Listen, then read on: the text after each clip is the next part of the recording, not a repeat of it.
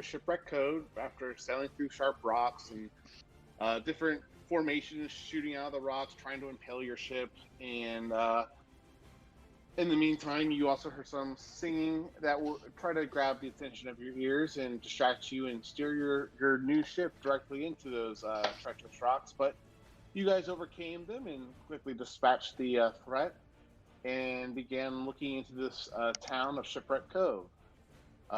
You went up the river, having to go, transform into your smaller boat to make it in the tighter quarters. And you see lanterns and different halls and remains of ships that are lining up and down the canyon walls that make up shops, homes, markets, and various other buildings out of the remains of the wreckage. You begin to tour the place, and you saw some different things happening amongst the city. Plenty of places to wet your thistle. Plenty of places to go get kind of entertainment that you really would seek in a normal city, but a little bit more maybe what's the word I'm looking for? Lowbrow. That's not probably the right word, but there's a little bit more rowdy of a turn of events and people letting loose a little bit more. So you guys saw such as drugs being openly traded between other people. You will see that there are some other various vendors that you may have not come across in some of your time on the mainland, such as a man that was trying to sell you guys some exotic animals and tried to see if you were interested in a tiger. He did not seem interested in your beaver, but he's still open for business propositions. You guys continue your way through the town, getting a bearing of where Barbosa can be found. But the guy that gave you your bearings didn't really seem to believe you, nor do you think that they would be entertaining an audience with the likes of you all. You just finished up with the animal, the exotic animal salesman. Is there anything you guys want to do first before we walk any further or go anywhere else?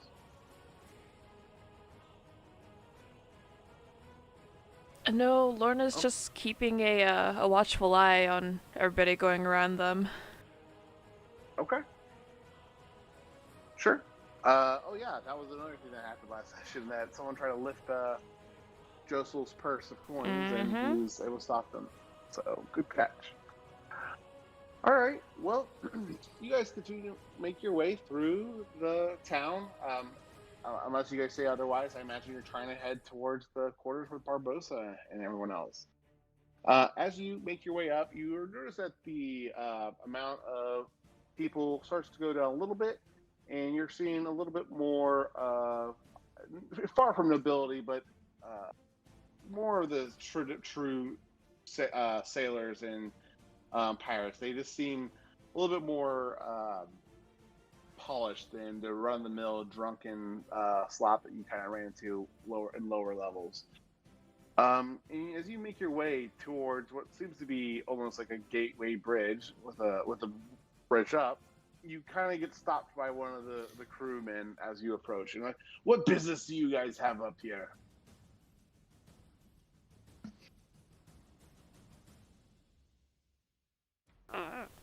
Don't let me talk. What, you're a guard or something? I'm just trying to keep Barbosa free of any interruptions. He's got enough on his plate as it is. Yeah, we're one of the things on his plate. Yeah. So he's that way, and I point in a random direction. And what? I didn't catch that, Nico. What? Oh, I say, so he's that way, and I point in the direction we were heading. I know, like, this is like a rope bridge that is obviously kind of pulled back for now, and he's kind of sitting on the opposite end, just kind of sitting there on a crate of boxes, essentially on post, on guard. Mm-hmm. Yeah, we're one of the things on Barbosa's plate. Are you gonna move the bridge, or do we need to? He just kind of chuckles and he goes, "I don't know about you. Now she kind of looks like one of one of the things on Barbossa's plates, and he'll actually gesture over at you, Lorna. Oh, really? How many more Vikings like you are they gonna bring over here into to the Kribos?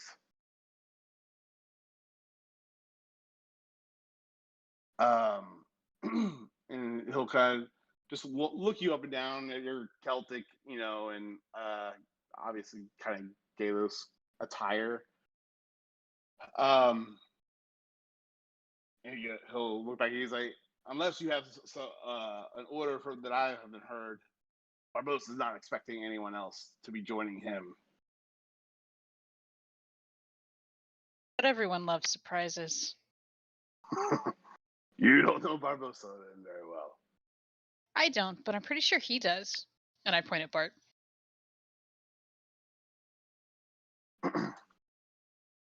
I've never seen you before in my life, but you definitely dress the part. What's your name, Sarah?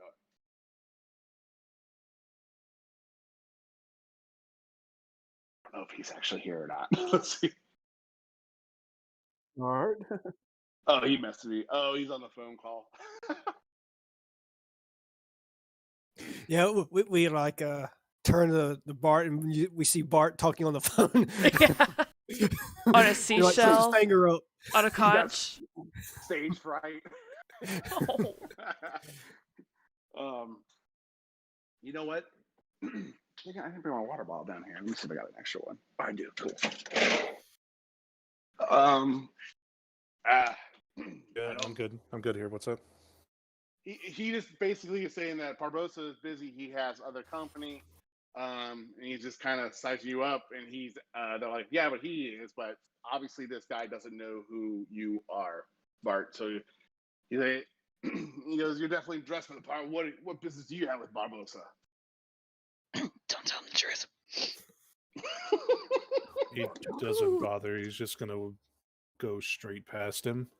There's the bridge ain't. The bridge ain't there. Bridge ain't there. Yeah, it's a simple rope bridge. It's nothing crazy. It's only maybe a 10-foot, 15-foot gap. So probably a lot of you could run and leap it, but they are just trying to keep Barbosa from being interrupted. Yeah, I'm running and leaping it with my 13 acrobatics. Okay, you don't have to roll. You definitely got it for that. But he's like, wait, stop. He's sitting there. He actually will just kind of drop his drink. You surprise him. He didn't think any of you would do something like that. He's fumbling over some of his belongings, and he's like, get back here. Barbosa's going to have my neck if you go over there. And he gets some of the attention of the other pirates, and they're immediately starting to draw their blades a little bit and figure out what's going on with the rest of you guys. I guess we're going to roll initiative at this point to see what you all want to do. We need tokens. Also, before this, can I Misty step over to Bart and be like, wait? What do you mean? In what regards? I want to Misty step across the thing. Just to go to the other side. Because that was going to be my plan anyway. Or I can wait. I have a map for this one. So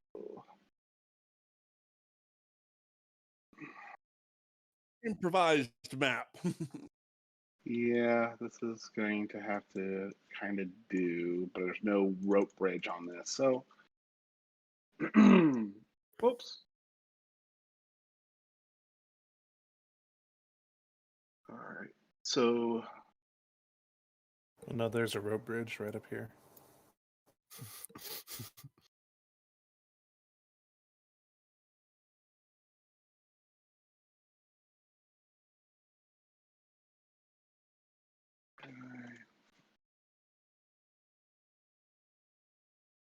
yeah, I'm still working on this, guys. This is. No worries.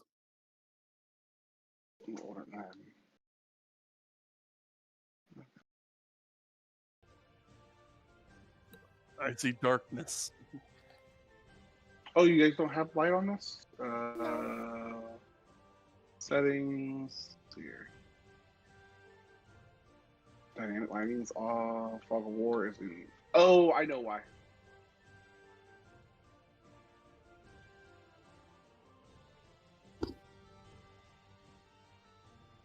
right. Huh. All right. So. Oh. So you guys basically were standing about here, talking to this guy where this ballista is at, and then there is like a rope bridge that is on a simple enough pulley system that guy's sitting next to that has it kind of retracted back to this point. So hey, I was pretty spot on with my measurement. I like the art on their tokens. The what tokens? The art on the tokens there. I do too. Where'd you get that art? It's off the regular tokens that came with one of the compendium or one of the books. I'm gonna have to find that. My players are in an Amazonian village and another one that could be awesome to use. So, let's get the initiative order up there. Sorry. Go ahead and.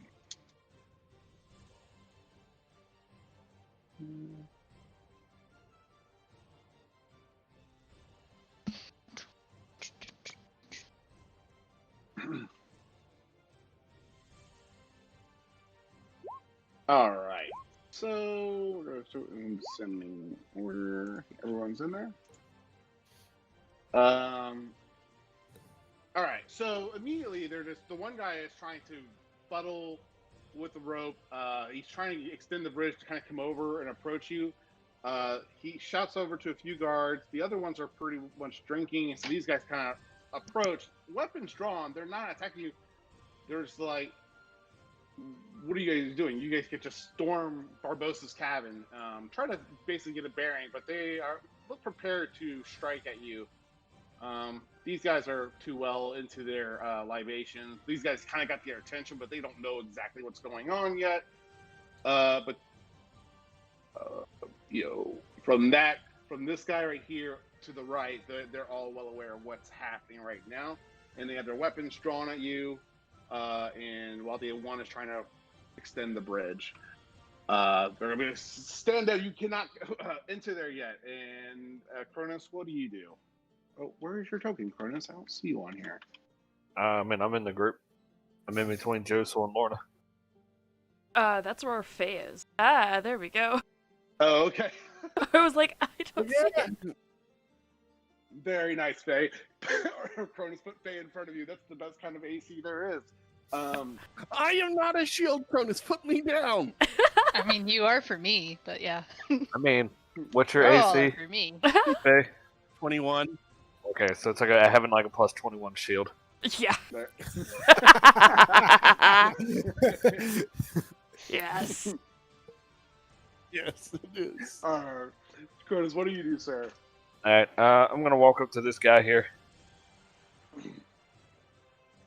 And kind of like straighten up and suggest that they put their weapons away before it gets bad.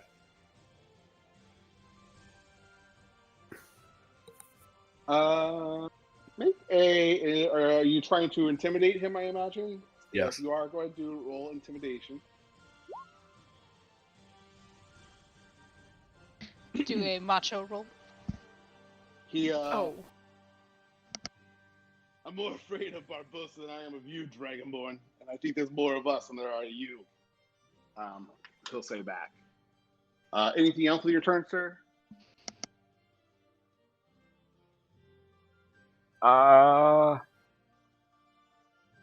Actually, is it like a ledge behind him? Or is like he's standing in front of this rope bridge? Yeah, there's a ledge behind him. That's where the rope bridge is,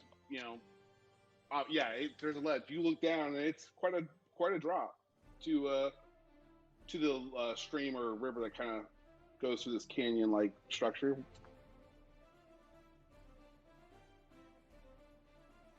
So I'm gonna hold an attack action for Alright. If they swing at anybody else. Okay. Josel, what do you do as they kind of are approaching you guys and asking you guys to stand down, basically? All right. After the person says that there's more of them than there are us, Joseph's going to reply, "It's quality, not quantity." And he's going to grab a Nika. He's going to clip his heels together on his boots, activating them, and he's going to walk across the gap of the this area, going to the other side. All right. So, hang on, let me measure that real quick.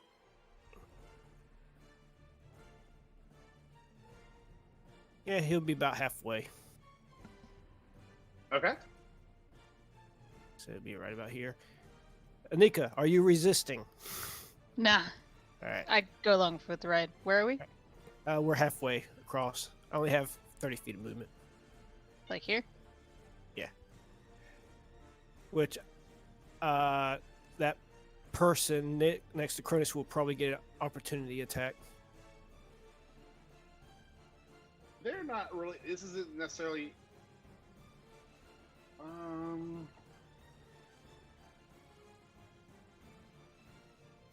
No, yeah. If you're going and they're asking you to stand down, yeah, that's gonna provoke. Yeah, you're right. Okay.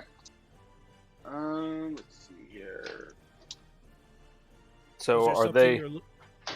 Was Oh, there go ahead. something you're looking for on my character sheet? Oh yeah, I was like, what boots are we talking about? I forgot you had this the winged boots. Yeah. Mm-hmm. Also, which side is Josel on? Because is he getting the attack or am I? Oh, you're being forced movement, so it I'm won't be. trying to determine It'll be if me. they're going to make the attack or not because they're still trying to defuse situations and you guys haven't attacked them yet. But obviously, you guys are not listening to the guard at all. So, they're not going to escalate things quite yet. So no, they are not going to attack you. Anything else with your turn, Josel or Anika? Oh, I'm sorry, just Josel. That's it. Lorna, what would you like to do? Lorna is going to stalk up to this guy. Grab him by like the front of his shirt and kind of like pull him real fucking close. I highly suggest that you let us through, considering I'd like to not shed any more bloodshed for Captain Black Bart here. We have requested it kindly, and I hate to spill more blood.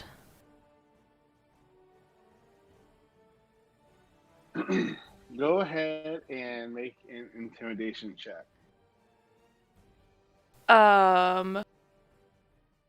This is a charisma check. Yep, go ahead and do so with Technically, advantage. yes. Yeah, do so with advantage.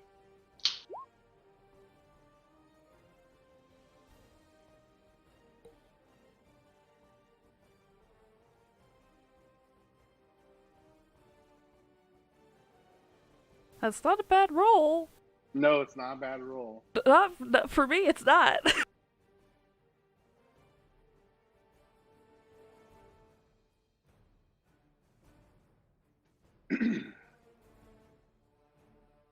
It's clear to me you don't know who you're dealing with, which tells me that you're not with us or accustomed to what big mistake you're doing. You're planning to take on all the entire city to get past us. No, we're just simply going to take on you and then talk to Barbosa. But we'd rather not. We'd like to take this slowly and not do that. So if you could kindly get Barbosa's attention, thank you.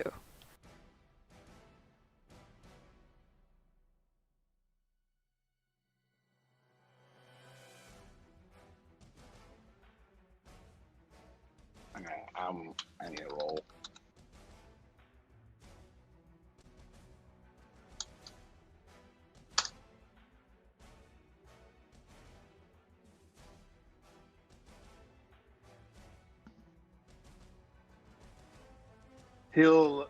He's very angry. He'll piss off if I hear any shit from Barbosa over this. I'm gonna let them know it's the capital dogs, of course, over here throwing their weight around, and he's gonna start to extend the bridge begrudgingly, and he'll complete the extension, and he'll walk over the rope bridge with the I guess it's not. He's going to extend the bridge and attempt to walk over. Do you guys want to continue combat at this point, or I'll just keep the initiative order right now, but we can just go ahead and play this more role play now instead of taking turns. I would let him go. Yeah. So I'll keep the initiative order up here, but we're out of turn order right now. So between the rest of you talking to them, and he's just not wanting to deal with it, or call the entire guard, because he still doesn't necessarily see you guys as a threat. You guys are in his territory, but he just isn't sure he wants to die over it today. Yeah. That's fair. Um, I'm going so- to Misty step out of Josel's arms. Just go, thanks, Josel, and end up here. No problem Okay. here. And with the pirate, I'll kind of like tug on his shirt and like make him bend down towards me or indicate I want him to. What? So, you're obviously not new, but you kind of are. And this is a secret. We're here from Espa to talk to Barbosa, and that's one of the founding members of the Pirate Council. So, unless you want him to, get even madder at you for not letting an emissary and an old friend see him, you should probably walk us up there, yeah? You're from Espa, and he just starts laughing. I knew it. Barbosa's gonna be exceptionally happy to see you and your friends.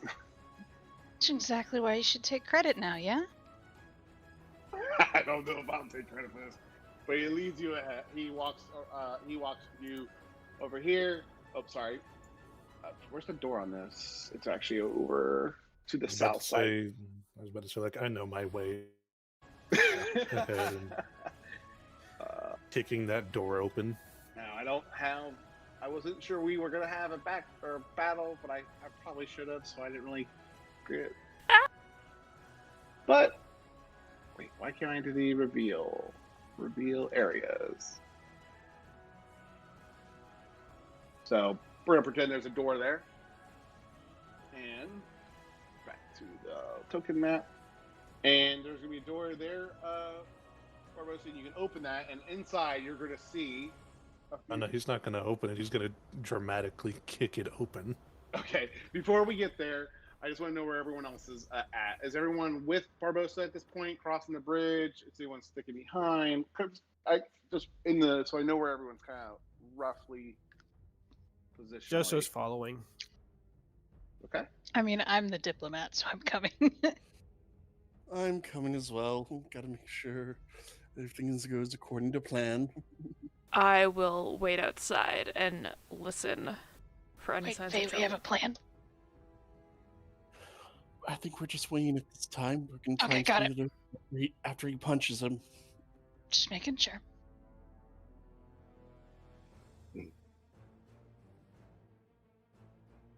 Bart, after you. You're waiting on me. You're not waiting on Bart right now. Just make sure I have all my character sheets open. Thanks. Oh, wait. And I'm also going to be waiting right outside as well.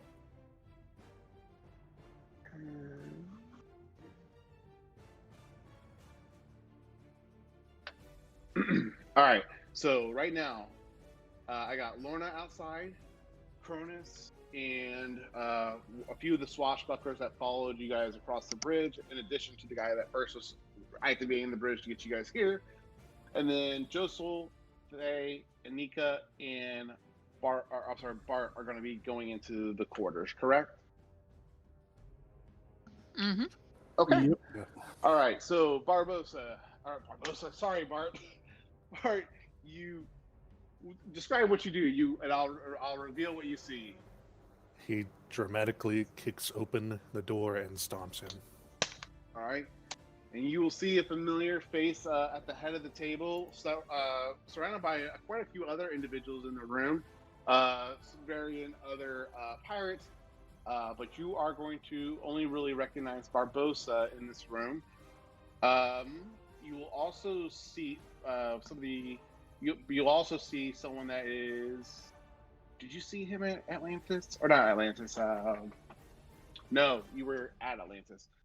So Faye and Anika, you guys will notice Jack Sparrow is at the table talking, looking over what looks to be like nautical maps sprawled across the table, and other kind of nautical measuring and astrology equipment for stuff to map their way. And you will also see here. You did not know that person, but you'll see in the corner of the room, not necessarily at the table, but he is wearing all black. He is wearing all black hat with red robes, and I'll go ahead and if you're looking at the character sheets, this would be T. So if I hit show to players, you guys will see it, correct? Mm-hmm. Okay. Yep. So you got this man that you don't know his name yet, but he's sitting in the corner of the room, kind of overwatching all the things that they're discussing.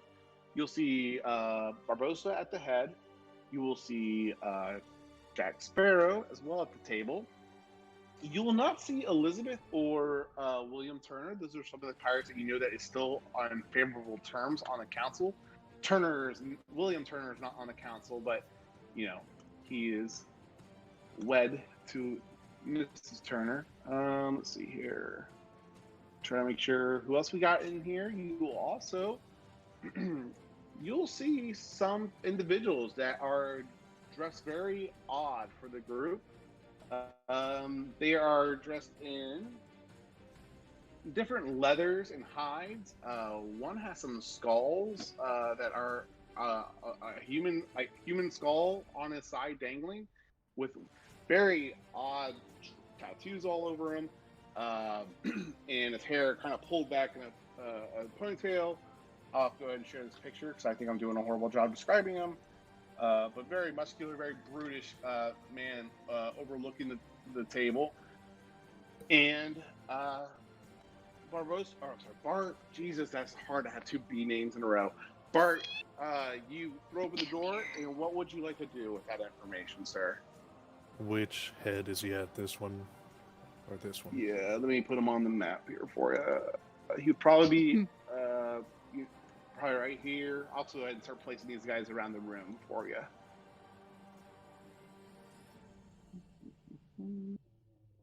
So I think you would like to know where to go so we can punch. Pretty much. Probably over here. Well, trying to think where I described him. I said he was in the corner, right? He's by Barbosa. Turner's not there. He's not there. He's James Hood. And there we go, Borgar. And then there's also a few more pirate crewmen in here as well. But those are the notable ones. I'm not putting tokens on for every single person unless I have to. So, yes, there he is, Bart. He'll like charge his way over and deliver a punch, and while screaming out, "You think you can lead me to die in the belly of the beast, you yellow dog!" He immediately, with the door kind of being thrown open and you dashing in there, he tries to react fast enough. Are you actually attacking him or striking him, or like genuinely punching him? Okay. As you try to come in, he will try to go ahead and dodge it naturally, but go ahead and just do, I guess, an athletics or even a straight strength attack check, or like an attack roll. Okay. Let's see here. I did train with Cronus. Does that point to anything? Well, no, I'm sorry. Do an attack roll, and then we'll just. Are you proficient with unarmed attacks? No, I'm not. So just do an attack. Everyone's proficient with unarmed attacks. Everyone's proficient with it. Yeah, but it's based off of strength. So. As we go inside, could I just go, "You got this, Bart," and give an inspiration? Never mind, it doesn't matter. All right. I mean, unless his AC is really low. Well, I'll go ahead and give you advantage. Go roll one more time, but let's go ahead and do one more. Okay. And then inspiration. What's the die for that one? D8. Oh, there you go. Ah. 13. All right. Aw. So you go in there and you try to throw a punch, but he is just caught off by the door swinging open that quickly, and he will move just out of the nick of time. But as he does, he's kind of calculating and figuring out what the heck who you are. And as he sees you come swinging, he goes, "But Bartholomew Roberts, is that really you?"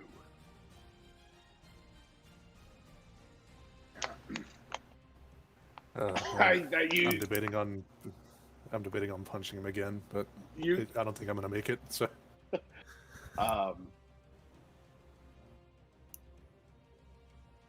he goes, "What? Why are you gonna be barging in here like this? This is my office." He goes, "How the hell did your you, office that how she the hell did had you all these survive?" years.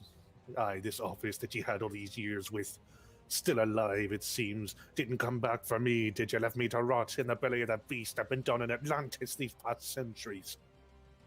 I did not know what happened to you during the war. You and many others who were lost in the war. This is a hard-fought home that we've made here. I'm sorry that you felt abandoned. We had no way that we lost you to sea, and no, we were unable to find you, and we lost many good men. You know the dangers of war. I forgive ye for not coming back for me, but what I don't forgive you for is turning and having half of the damn council go to the very woman that we tried to stop all them years ago. Just that yellow-bellied dog Blackbeard. At this point, there's a lot of people that are confused and are like, some of them are starting to draw weapons, like they should do. Not Jack Sparrow. Even Teague seems very relaxed, like he knows Barbosa has things under control. The guy with all the tattoos on his arms seems a little caught off, but he isn't overly alarmed. But he is standing up and prepared for whatever might come next, but calming now that it's obvious that you guys know one another. One moment, guys. I'm just changing setting on my phone. It's just a little too loud for me. It's throw me off just a hair.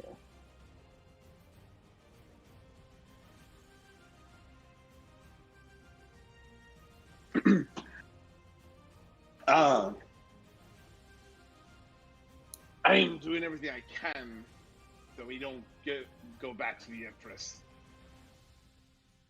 But sadly, half the people that we've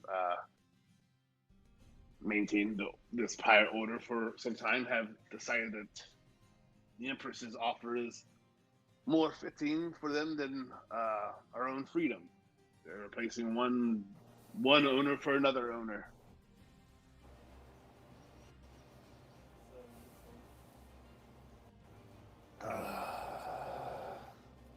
I leave to go face off against a beast, and this is what she do with what we built.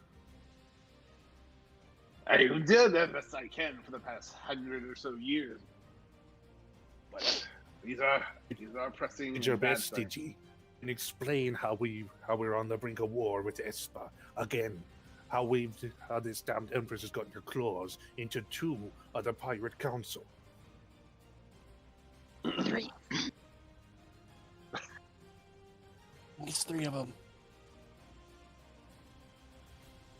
3. Didn't know it was 3. 2. 3.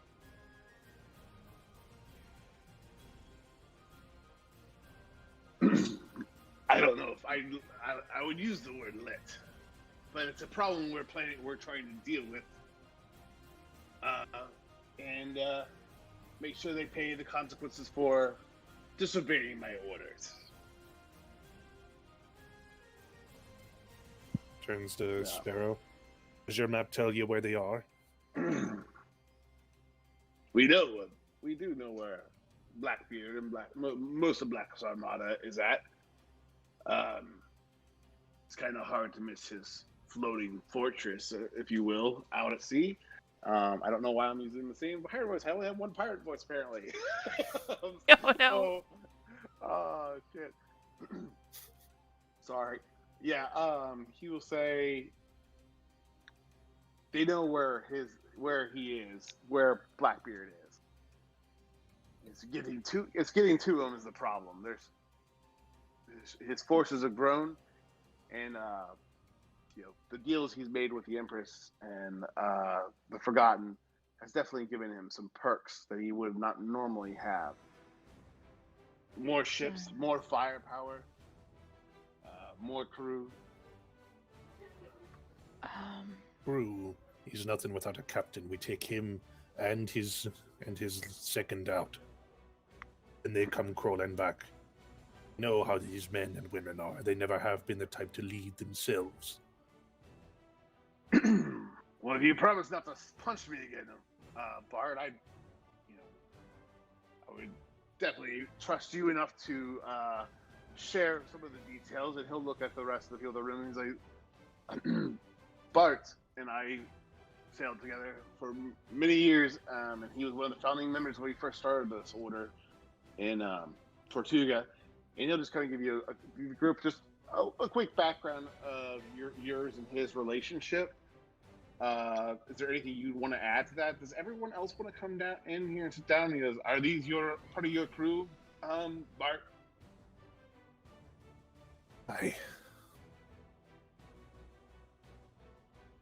The only thing to add would be that Barbosa does look older than Bart, which is shocking because he's still a century or so old.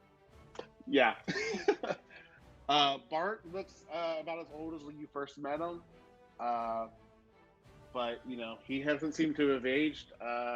You might want to talk to him about his beauty regimen later on. I didn't know he was actually an elf,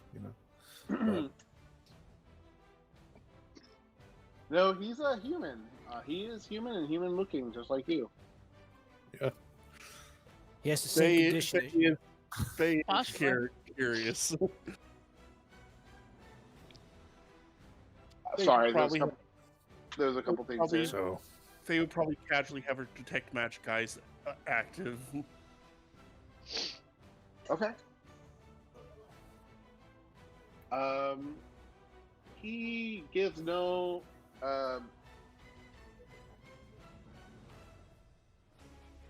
no, he doesn't have any magical effects upon him.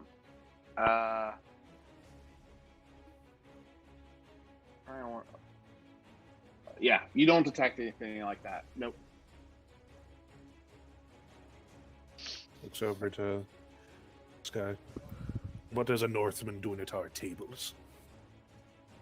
The Northmen came with a plan that we were listening to sink Blackbeard and the rest of his fortress to the bottom of the sea. Hopefully before we lose any more ships doing it. Do I recognize anything about this guy, considering I've traveled quite a bit through that part? Or from my travels? We'll pause the music, guys. Hopefully that doesn't ruin it for you guys. I just gotta hear it. It's hard to hear you guys.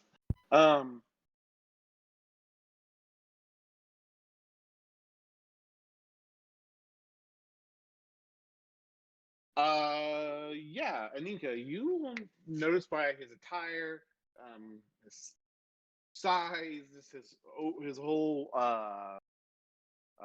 posture, but primarily it's the tattoos that kind of give it away, and the tattoos are very similar or tattoo styles that you're very familiar with. They're Celtic, Nordic, Viking like tattoos that you have seen before. Your comrade Lorna has mostly Celtic type tattoos, but they're kind of that same Northern Kingdom. So you would know that he's from one of the Northern Kingdoms. Judging by the way he's dressed, you would judge that he's from the Vikale Islands. The Vikale Islands are interested in stopping Blackbeard? Are you asking? Anika says this out loud. Oh. Yeah.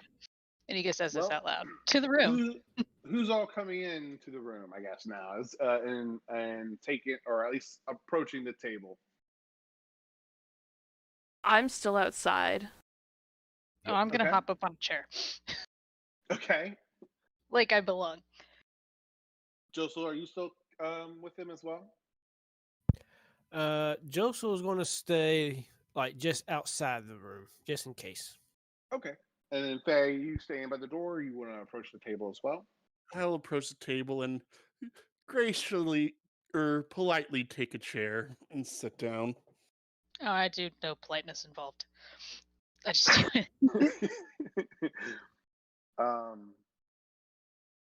So you all right? So you approach the table, and you ask that Anika, why are the Vikings interested in No, so seeing I say, Blackbeard? I didn't know the Vakale Islands were interested in stopping Blackbeard.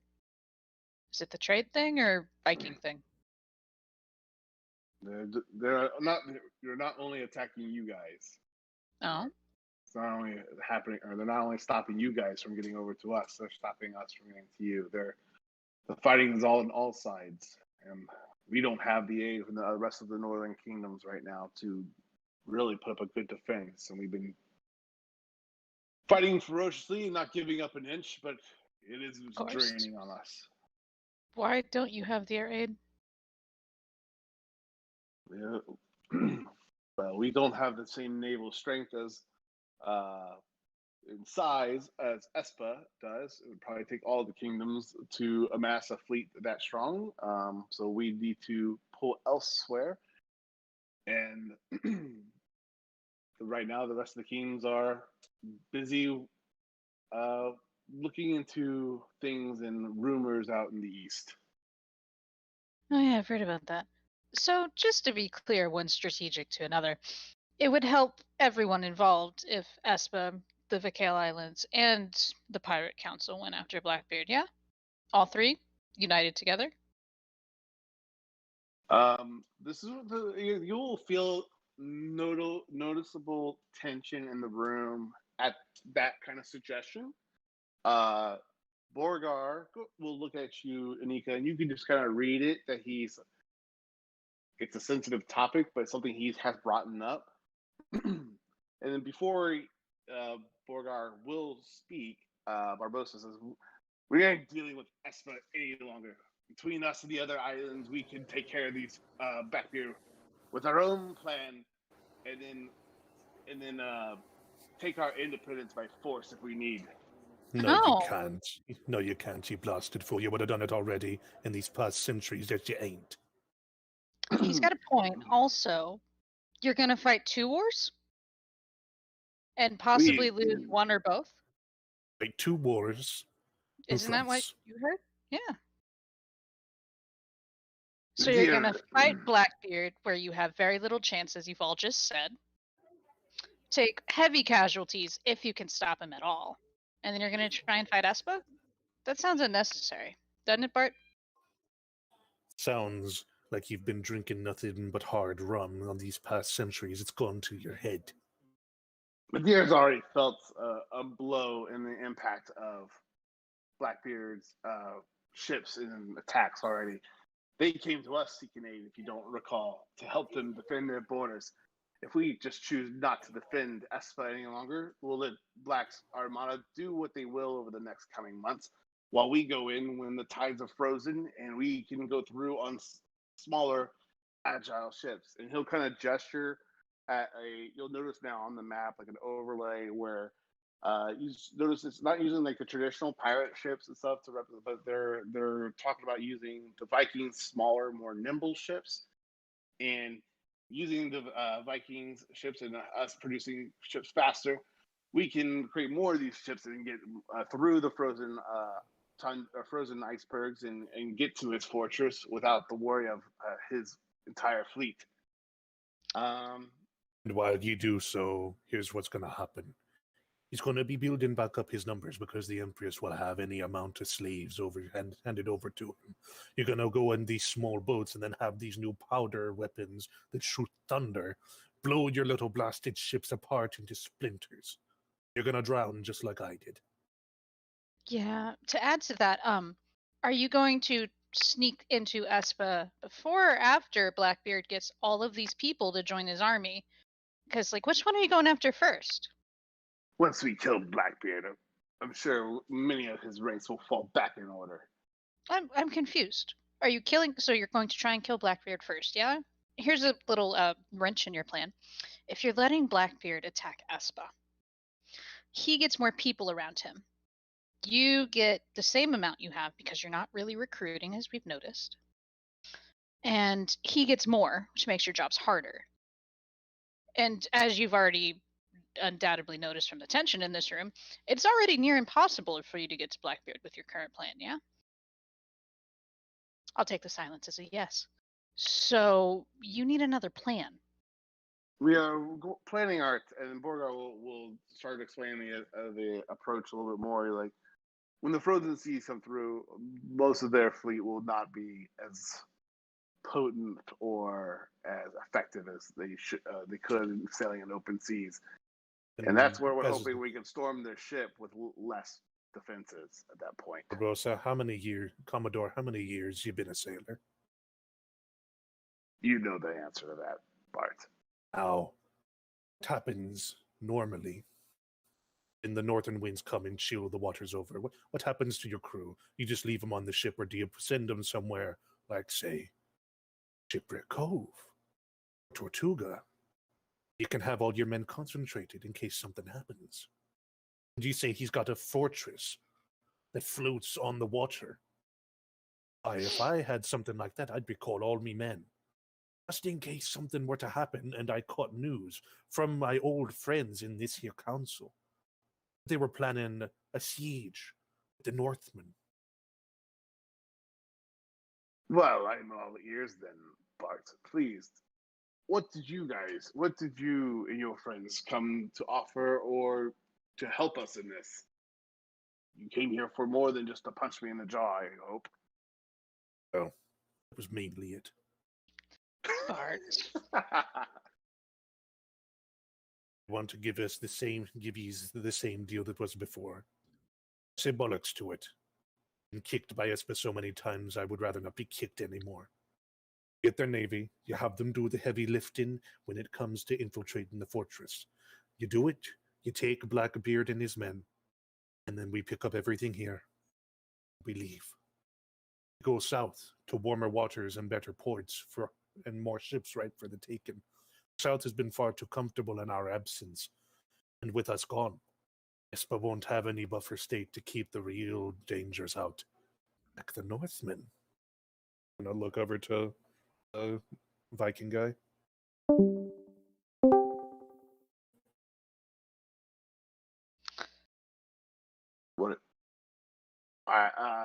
What are you looking at the Viking guy for? He explained his plan of use the Espa Navy to do the heavy lifting in the battle. Pirates go in, storm, kill Blackbeard. Pirates pick up everything and leave and go south. Leaves pirates in a better situation because the southern ports, I don't think, have had much interaction with the pirates in the past couple of centuries. They've gotten complacent. Then it leaves the Northmen without a pirate buffer state to have to deal with before going in and raiding Espa. And we just pick up everything that we've worked to accomplish here in the Cove. It took years to build. Aren't you pirates? Seems you've had more than enough years. You can do with a couple of more in the south building up. Let them see what it's like to live without us. And if they want to come back with better offers, fuse them a few times. Once they're on their knees begging for us to come back and be the big, strong shield against whatever worries and dangers that they have, we'll come back on our terms and not theirs. So you're suggesting that we use Espa for what they're worth and then cash out and move away? Tis only what they've been using us for. Honestly, that's probably your best bet. Also, I'd like to point out, we offer you tactical... what's the word? We're like a tactical Swiss Army knife. A tactical jack of all trades, if you will. The three of us and the three that are out there brooding at your men are wild cards. How? You could ask Jack. We got into Atlantis. We Yeah, helped What's a save pirate Atlantis. fortress? What's a pirate fortress? After that, We helped save Atlantis. And the offer they came back with, I could wipe my arse with. yeah, no, it was a really So- bad one. It So was a bad offer. we leave him to the mercy of the Northmen. I'll turn over to I forget his name, the Viking guy. He didn't Uh, offer it. And then ye and your tribes and your clans come down and ye have the greatest summer you ever had. Ye keep doing it for years and years until we come back. Also, I don't think they've ever really raided us, but Bart. Kingdom unprepared for the savagery and brutality of the Northmen, and their sly and guilelessness. They're used to large ships on the water. They won't expect your long ships. Borgar will speak. We don't wish war upon Espa. As my Is it clan war? does not. Is it war when we head over and take a few merchant ships for our own? No, it is Technically, only yes. business. It is only business. Transaction. That's what it'll be for you. The Northmen will be like, my clan merely wants the attacks upon our island in support, and there's a mutual arrangement and hopes. We originally were talking about trying to strike a deal for our own independence, but it sounds like you Wait, guys have a different plans now. your own independence for what? The Vikil Islands are fairly independent, aren't they? They are, but they are also kind of what's the term for that? Sidestep to Galos and the other northern kingdoms. And he'll make it clear that he has no ill will towards that him and the clan don't have any ill will to the northern kingdoms or anything. They just want a little bit more autonomy, a little bit more independence. They're basically treated like a colony that they need to report up to the other kingdoms. Right. So very, very similar to Karibos, very similar to Phoenicia. Barbosa will be asking, so the Phoenicians are going to be okay with us moving our capital city to down their islands? That might be seen as aggressive. If you you're wish a to see the fate diplomat. of, if you wish to see the fate of Espa's, quote unquote, allies and client states, Barbosa explained the past few centuries to you.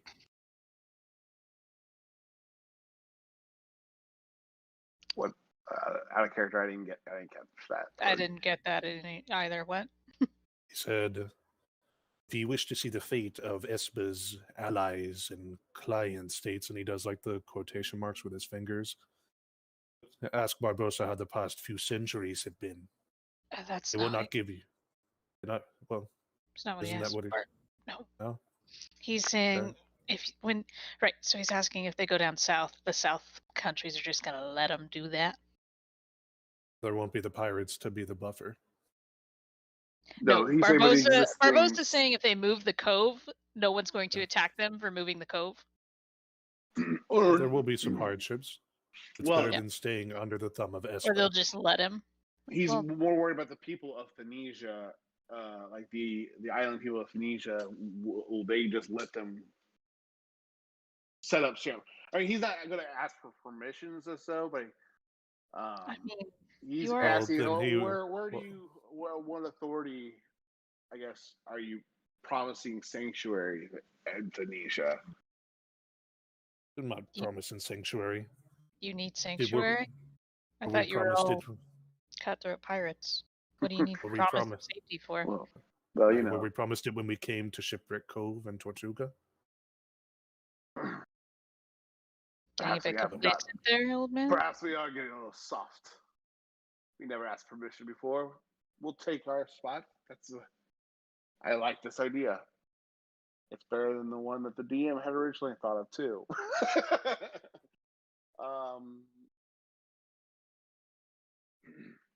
I'll have And to consider. Go ahead. it would be. Because, see, I think you're looking at your own pirate navy the wrong way. You're not about strength in numbers. You're about skill. Let the Aspens do the heavy lifting. They have more ships, they have more general navy. They're meant to hit heavy. But you mixed with our Vikings and us, we're the special forces, the ones that sneak in. Not to mention, considering we did all return from Atlantis, there is the possibility of we don't actually need a ship to get there at all. We can go right underneath them. Unnoticed. Out of Unseen. so run that by me again. Out of character. I'm not catching that. What? You could do what now? We don't even need a ship to get there. We can go underneath all of theirs. Unseen, unnoticed. Capture or kill who we want. Bring them back. Listless crew.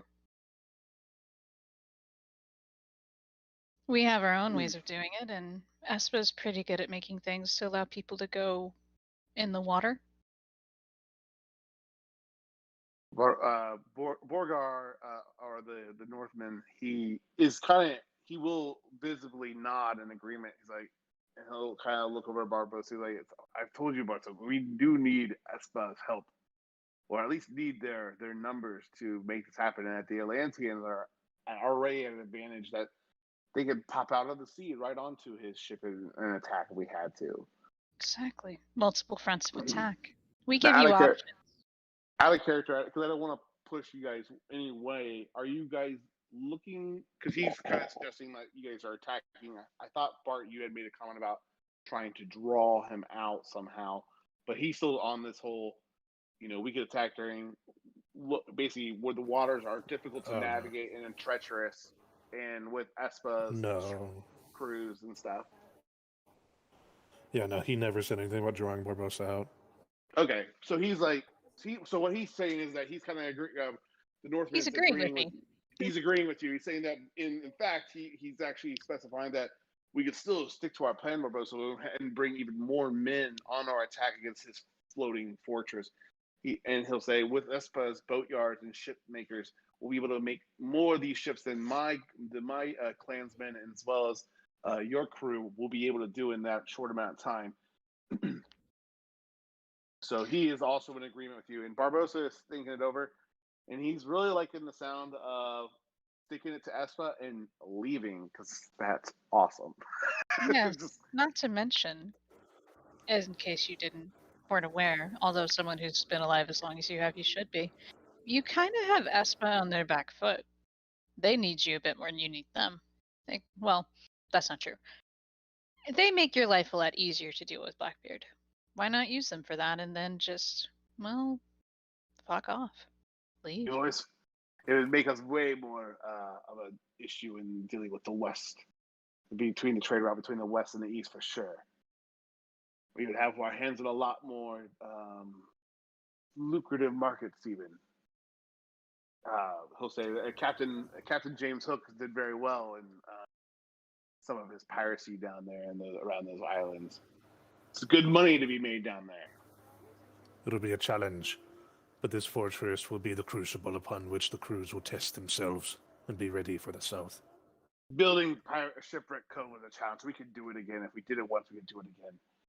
Exactly. Who's to say we can't keep this in our back pocket as a little haven, if you will? It's very hard for Espa to get Madeira to send their fleets to attack us. That was kind of the appeal of this location.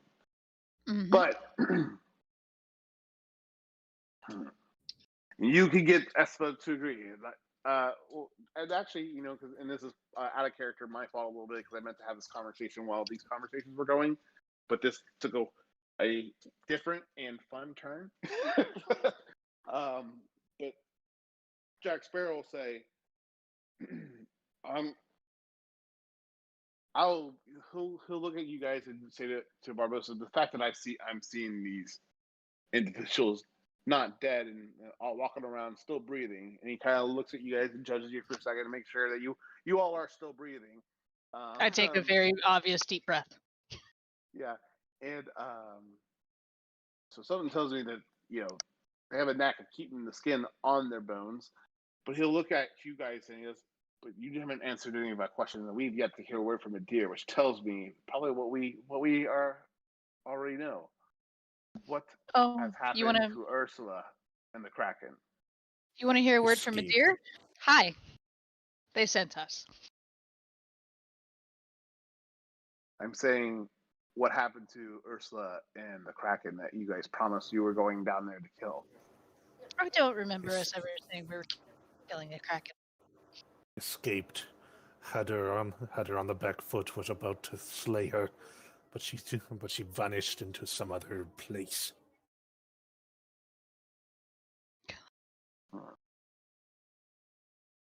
But we have something that she didn't expect. And I'll turn through the door. Get in there, Cronus! I love it when Bart yells. It's great. Cronus, you hear the voice of your comrade Black Bart yell for you from inside the quarters. The group that's still standing outside these quarters will hear Bart come in. So consider that as an invitation for the three of you to enter the room if you are interested at all. I look at Cronus. He called for you. I'll follow. Alright, I will go ahead and walk in. You coming in, old man? Just will stay outside. And you still have your trident, right? No. Nope. No? What? Oh, damn. I thought you still had it. Shit. All right. I mean, I have a trident, but it's not the trident. Oh, damn. I thought you still had the trident. Because I thought, no? Okay. Yeah, so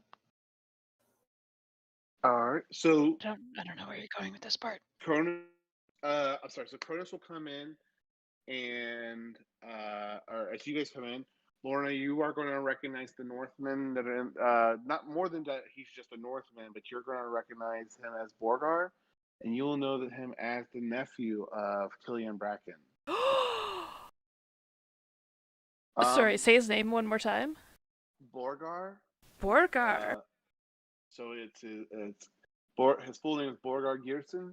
He is a nephew of Killian Bracken, and you will know. I mean, he was fairly close to you and your husband when you trained there. Or I'm sorry, that's my timeline's up.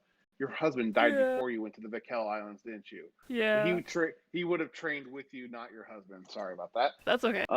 So he would have trained with you, and just kind of not necessarily a student, but he would have been helping with some of the lessons with his uncle. But you guys definitely have seen a little bit of battle. I won't say that you guys were brother and sister, like friends. You guys weren't enemies either. No, I would have had a friend there, and he was probably one of them. Right? I know it. Yeah, he would have been. He is excited to see you. As excited as his toxic masculinity would allow him to portray. And so he will. But he does seem very. You can just tell in his face that he's excited to see you. But you hear Bart kind of talking to Cronus as he enters the room. So Bart and Cronus, what do you guys look to do? Behold, a man who wielded another trident. Proof that the forge still works.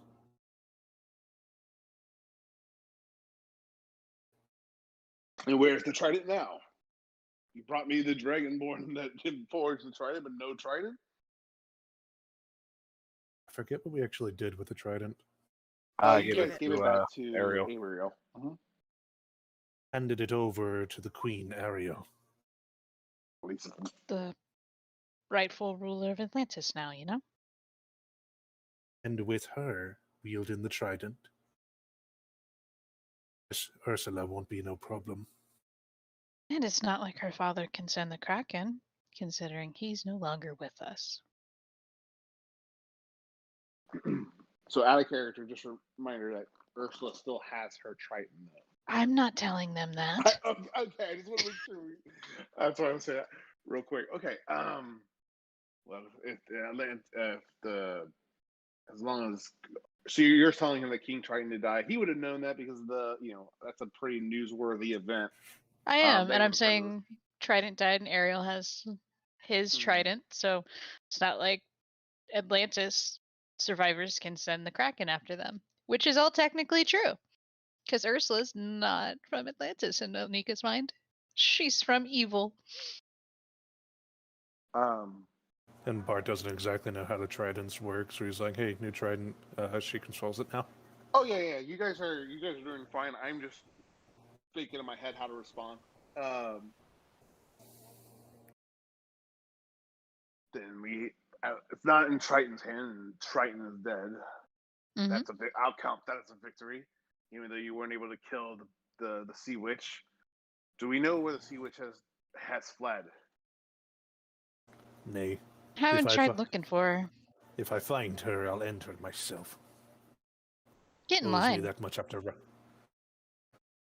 Looks that's down fair. looks down to Sorry. Anika. I get a little passionate. Go on. What was that, Bart? He's like, if I find her myself, I'll finish the job. And fled into whatever place she flees to. But she'll be back. And she'll want revenge for the cuts and the loss that we gave her.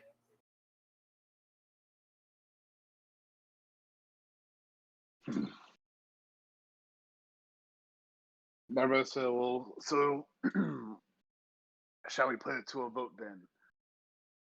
Whore Madeira out for their ships and their boat making, and between us and the Vikel Islands, we will attack Blackbeard's floating fortress and see him die.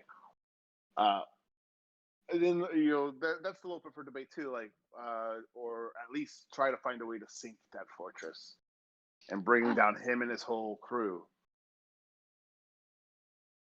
Go ahead. Also, you have the 6 of us.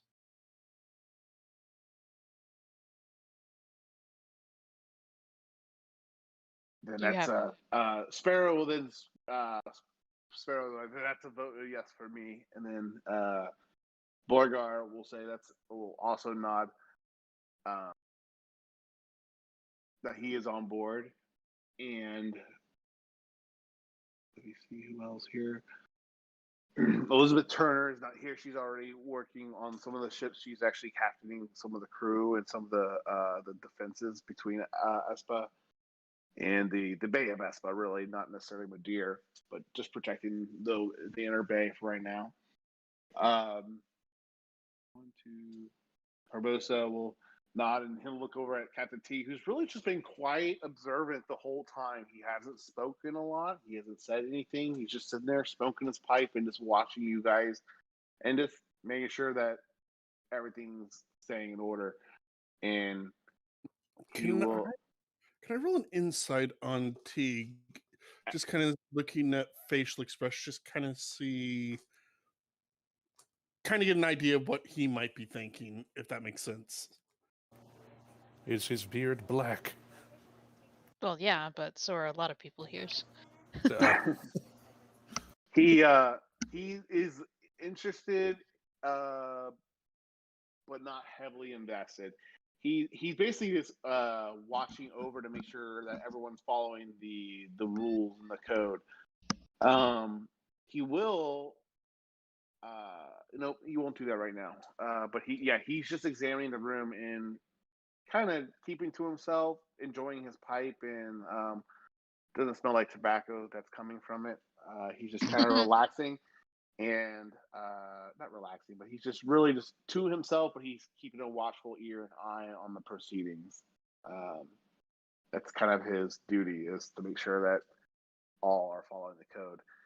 And with that, they'll come to an agreement and say, then we will they'll agree on the overall strategy. Now it's trying to talk about the details, I guess. And he'll say, Borgar will say, the plan was to attack in Febros during when the Frozen Sea was at its worst and it comes deepest into the Sea of Triton, and then to approach the ship. That would give us, what is today? Let me double check the timeline. I think you are November 23rd.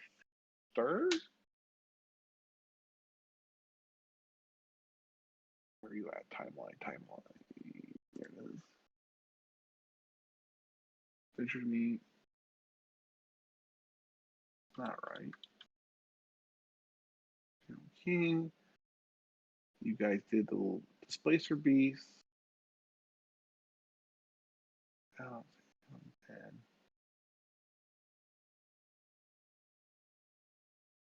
So it's probably 11:10 plus then 2 more for sending over here. 11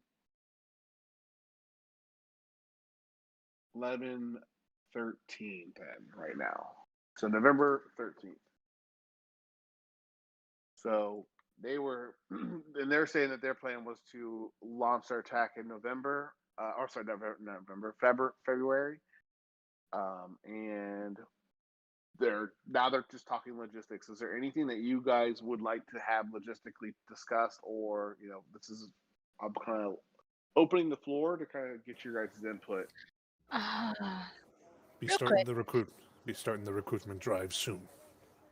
Yeah, also, just to be doubly sure for when we eventually go tell Espo to, get their asses in gear, you're not attacking them, yeah?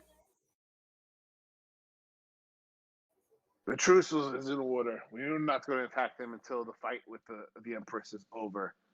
We're not going to sail over one Empress for another. We're going to defeat the Black's Armada, sink them all to the bottom of the sea, and then let Espa fight its own war. Technically, you said until the war with the Empress is done, but I'm not going to hold you too much to that right now.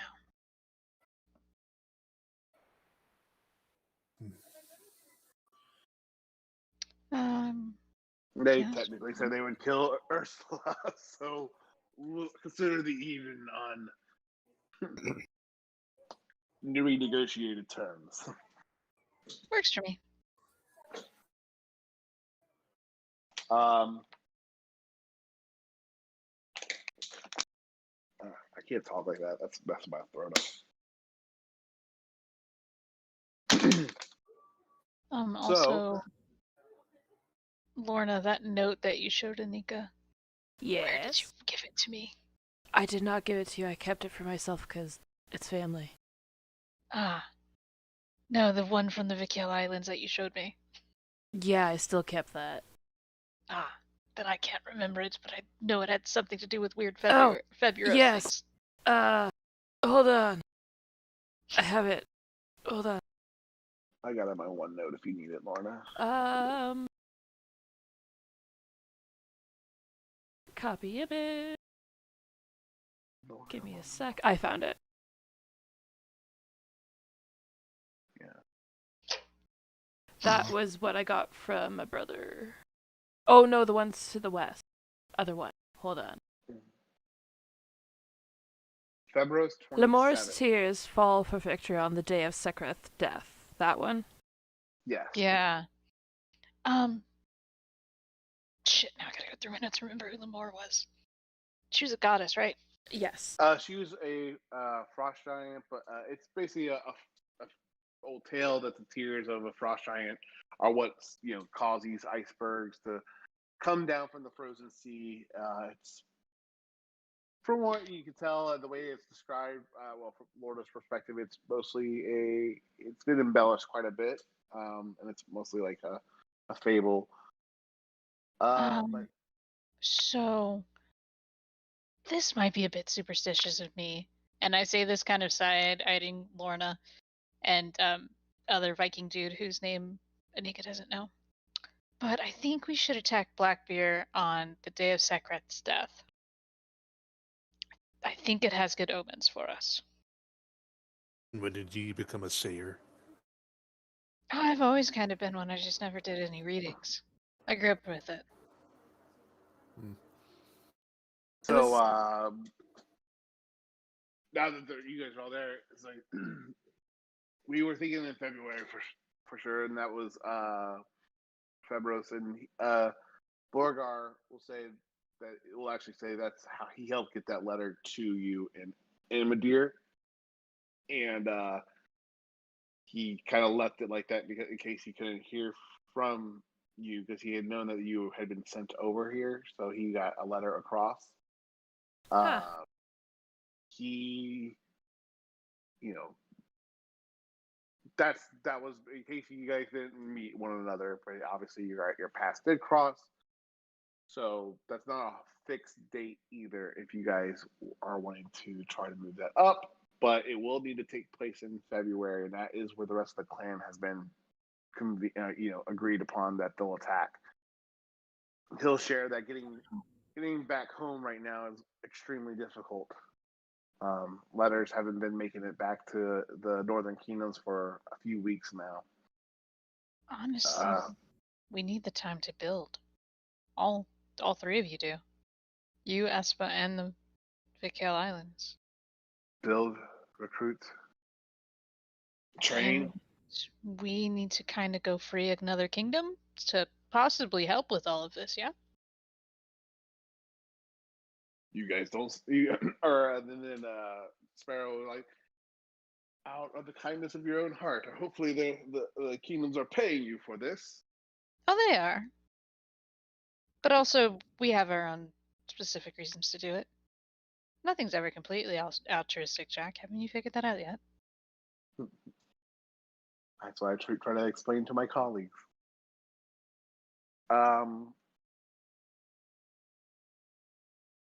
Okay, so do you share any more details about that? About what? Are you talking any more about your other plans with this group, or does anybody else have anything else you want to say? Nope. I don't need to know what we're doing. Okay.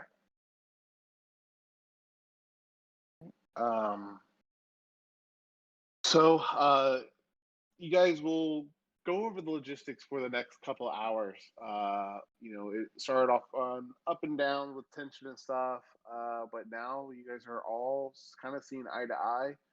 And Barbosa is, talking to you, and it's kind of weird. It's a ghost from his past and from yours as well. So, but it almost feels like you go back into the normal rhythm of banter with him as you guys go over the logistics and how in the planning.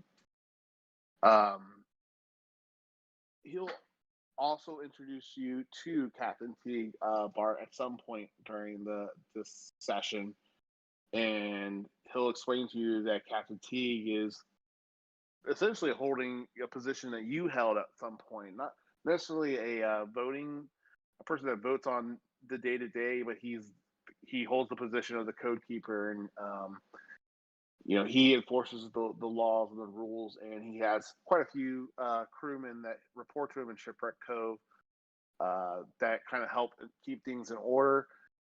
You will kind of notice that the heel code keepers is what he kind of refers to them as, and they're wearing like similar dress to you, where they're wearing full black suits and black hats, and they're a little bit more distinguishable from the run-of-the-mill riffraff in the lower levels of Shipwreck Cove.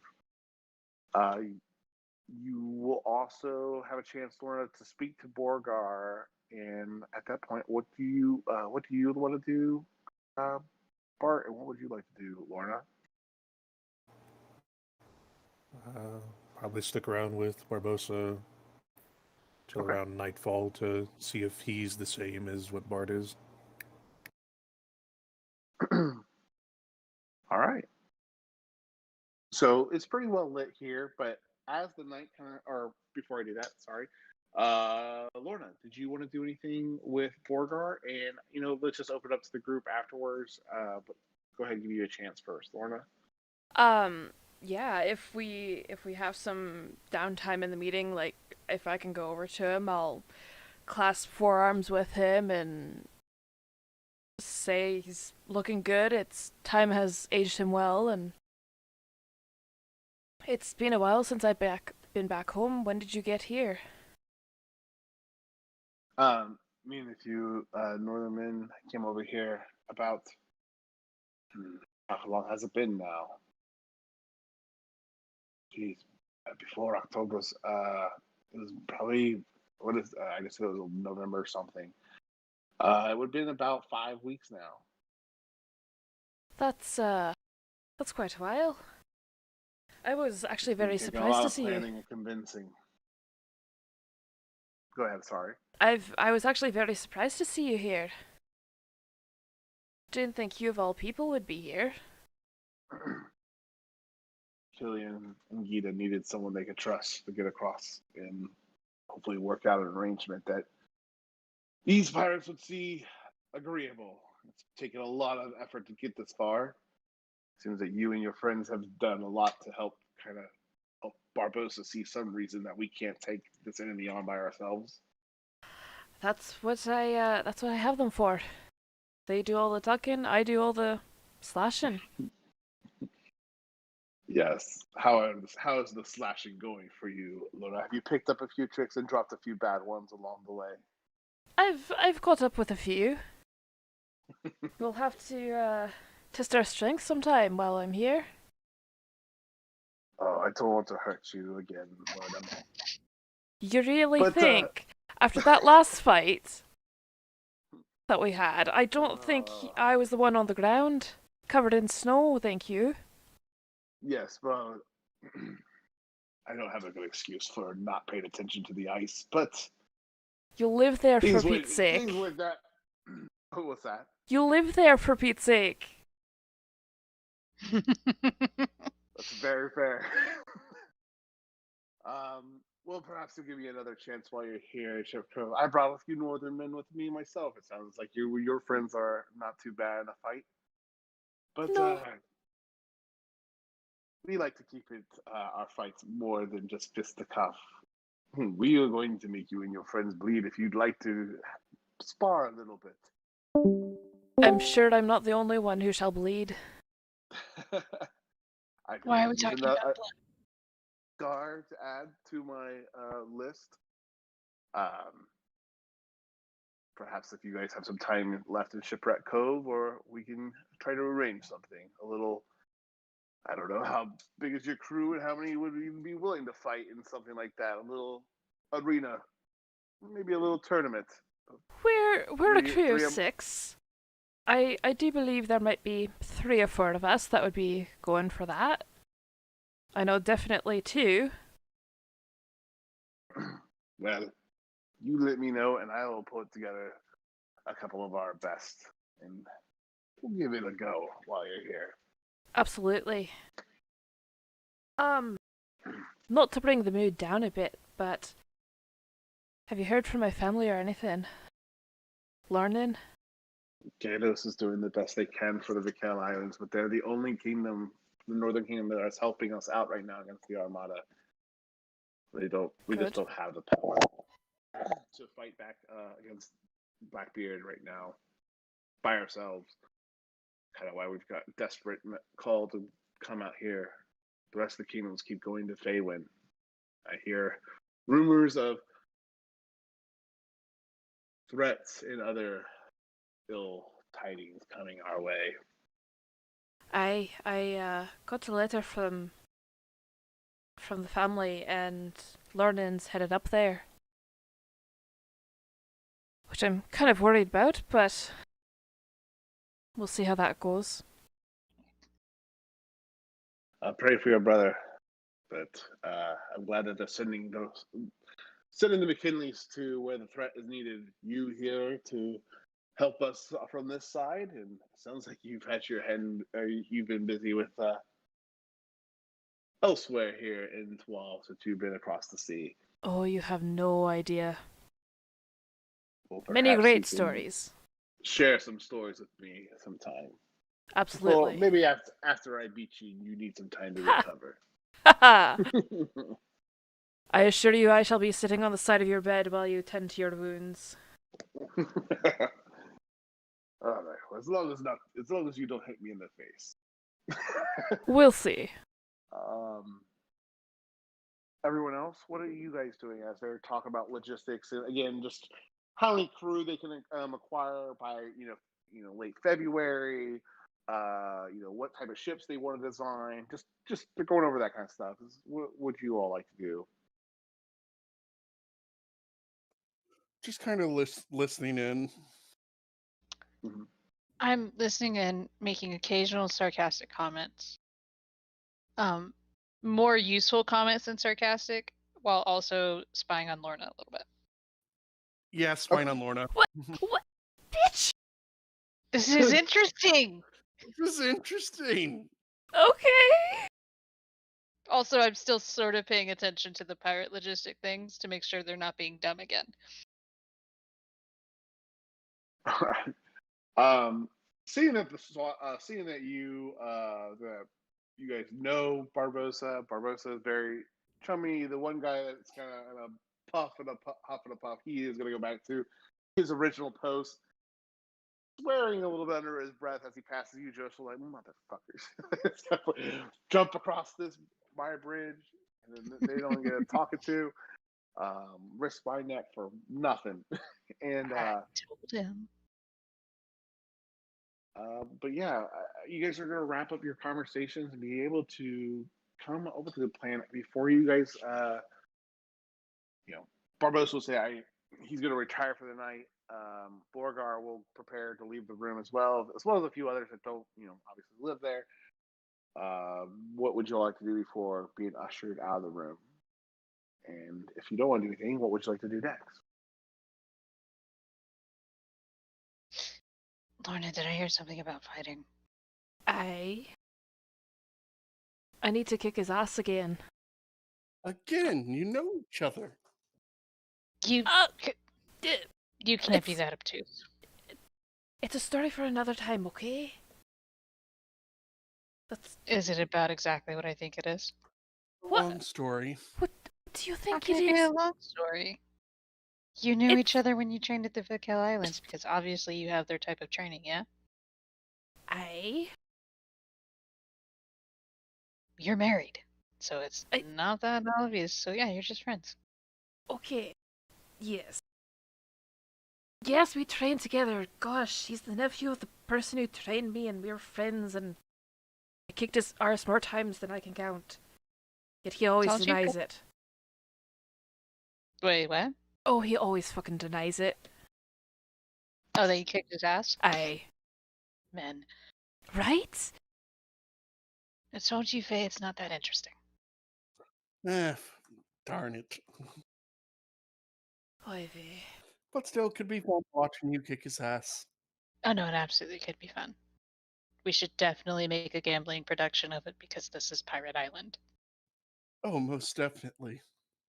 You want to do? I was updating her note for Borgar, and actually, Lorna, I went ahead and given you edit permission. So if you want to work with me on his backstory a little bit more, I have some things already kind of on my notes in the DM notes. So I'll just bounce some things off you to make sure that supports what you were going for. Yeah, for sure.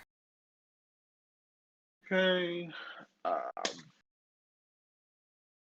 So you guys do wrap up for the evening. It is kind of later in the day. You guys, what would you all like to do then? As you conclude it in Barbarossa, you guys are across the bridge that is now retracted. Again, the pirate giving you all death stares for jumping over it previously. He does actually acknowledge you though, Bart, and for. He doesn't apologize, but he definitely is tucking his tail between his legs a little bit in dealing with you now that he knows your kind of your position, your station.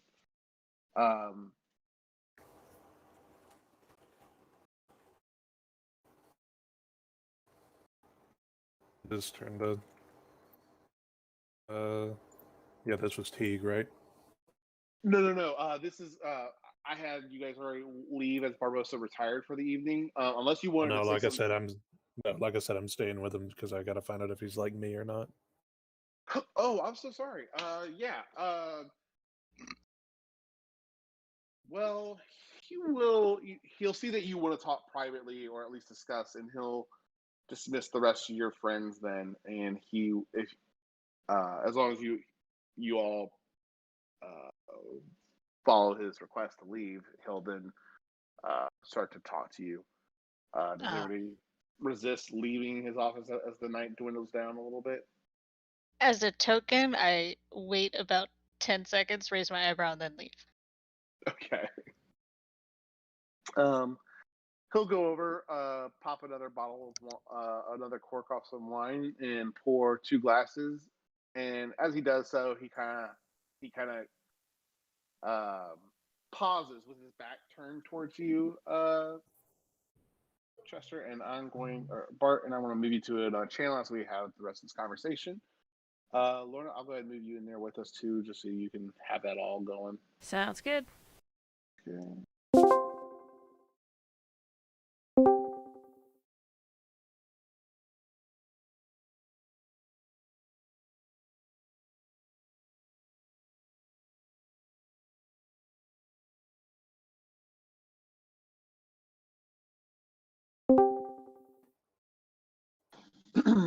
He pops the cork. He pours 2 glasses of wine. As he does it, you see his arms moving as his back is towards you.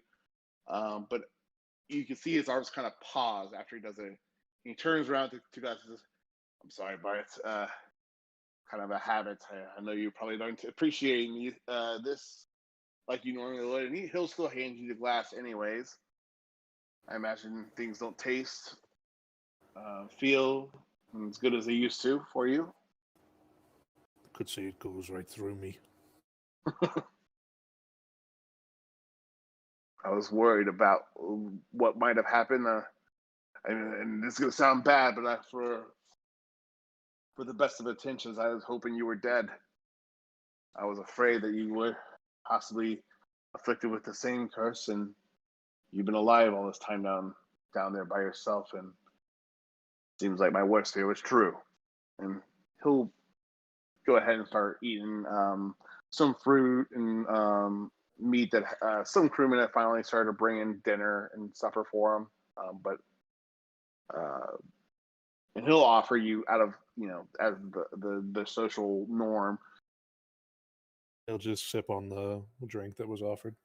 For a while, for a day, I hoped I was as well. I don't know how long I was down there. I went mad. Thought statues were sea serpents. Spirits were sirens. And this group found me, got me fixed. And now I feel guilt before doing something. For I fear I can't stick with him for long.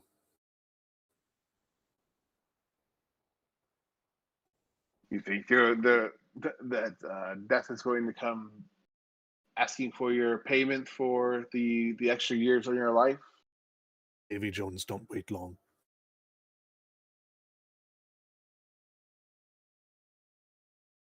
I think Davy Jones. I don't think Davy Jones necessarily has to do with what's afflicting you. Do you remember the treasure we found years and years ago, before the war even? That was full of gold coins that we found. In the cave, Mm-hmm. the pool of water. It I knew seems something was off about it as soon as you got the map. She insisted we go, and I followed you. so did a lot of other sorry dogs, and I'm sorry it affected you. But apparently all that gold was cursed, and we all were stuck in the same situation you are in now. We found the only way to get rid of the curse is to return the gold piece and return, as well as providing a bit of our blood into the same chest to undo the curse. I did it for myself and several others that day. and it's granted me with but the long life, the immortality seems like that has stuck around. But he'll gesture then at his foot. He goes, it doesn't mean that it will stop you from getting wounded or dying. It's just that as long as I can eat all the red meats and steaks and bad foods that my doctor tells me I'm not allowed to have. All right. But you, how has it affected you? Or are you still? And he'll at that point put his hand over the candle and snuff it, and to see if you will reveal or not the candle. I'm sorry. Right. He'll reach over and turn down the lamp to see if you turn into a skeleton. But yeah, you can't control it. It just happens. And he goes, "My buddy, I really wish that it didn't happen to you and it didn't happen to us. But we,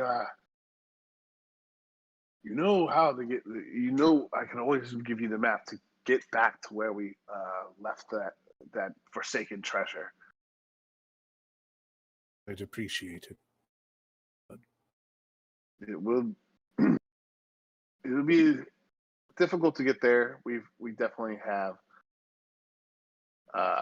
It wasn't easy to get to the first time, but I can definitely put it on your map so that when next time you're in the area, I guess you could return that.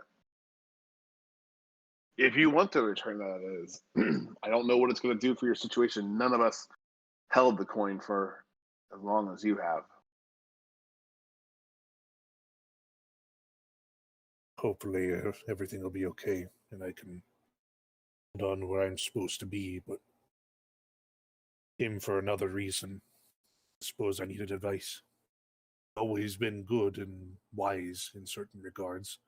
So now you've been a little bit less wise. I've kept myself alive and kept as many as safe as I can. But go on, I know what you're saying. He's this, air quote, crew I found myself in.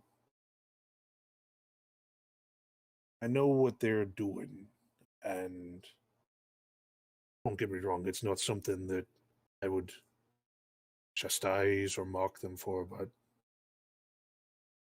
I don't know how long I could stay with them if I couldn't be with the sea. That's been the only thing I ever wanted in my entire life. It's, I never did head to those brothels or find me a sweet woman. I always loved the sea more than anything. Has it always been the sea, though, Bart, or has it always been adventure? Because I've seen you the same kind of when we've been in the thick of things and it hasn't been on water. An island or two, a port. Of course. I always got to come back, though.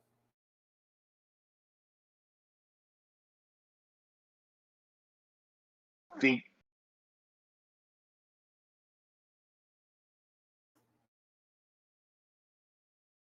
And then I don't think it's chance that our paths have crossed again. That you were saved where anyone else would have died. That you had found something to keep you alive for all these years, and then to finally be discovered. Perhaps that's nothing more than chance and coincidence. I like to think some things are a little bit more than that. I'll see this through. I always see my works through. But once this, I'll think on it and I'll give you me word that I'll come back. But once this is done, the whole Blackbeard situation, I'll see you again to see if I've made up my mind. Because you'll be needing help when you rebuild your republic. But as for now, I'll stay with them. As you know me, I'm too selfish to go about saving the world for the world's sake. Well, as long as you're helping them, as long as you can, I'm sure that it'll tip the odds in their favor, and that they'll be able to make it a lot further than they would without you. Who was left? Said you took some of the crew back to put the coins away. Who's left of us? Let me get you some names. some have not done a great job of using their immortality to keep their their necks clean or save their own skin. A few of them still have been able to squander the gift and still find their way to awake on a blade. Why is my mouse? My mouse is not.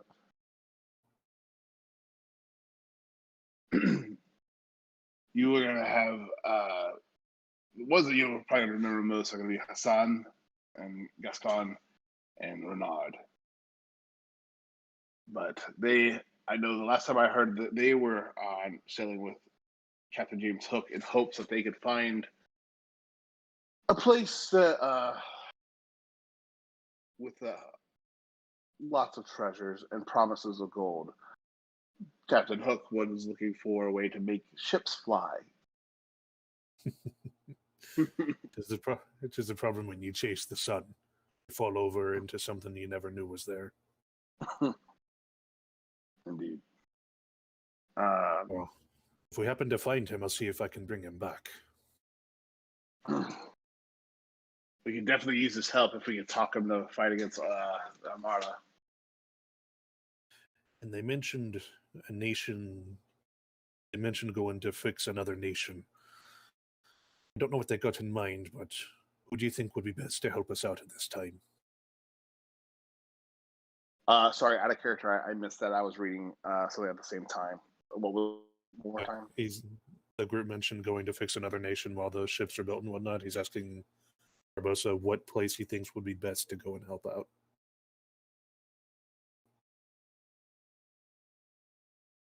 I was like, hey, if we get one more person, it'd be nice to have a fourth addition to the siege on the fortress. To be honest with you, I've been primarily focused on ourselves and who we can enlist in this fight on this front. I've heard that I've heard there's some issues in this the rest of Tawal. I would maybe say the Tunisians could be of some aid, or I haven't heard of any that they're still on, not overtaken.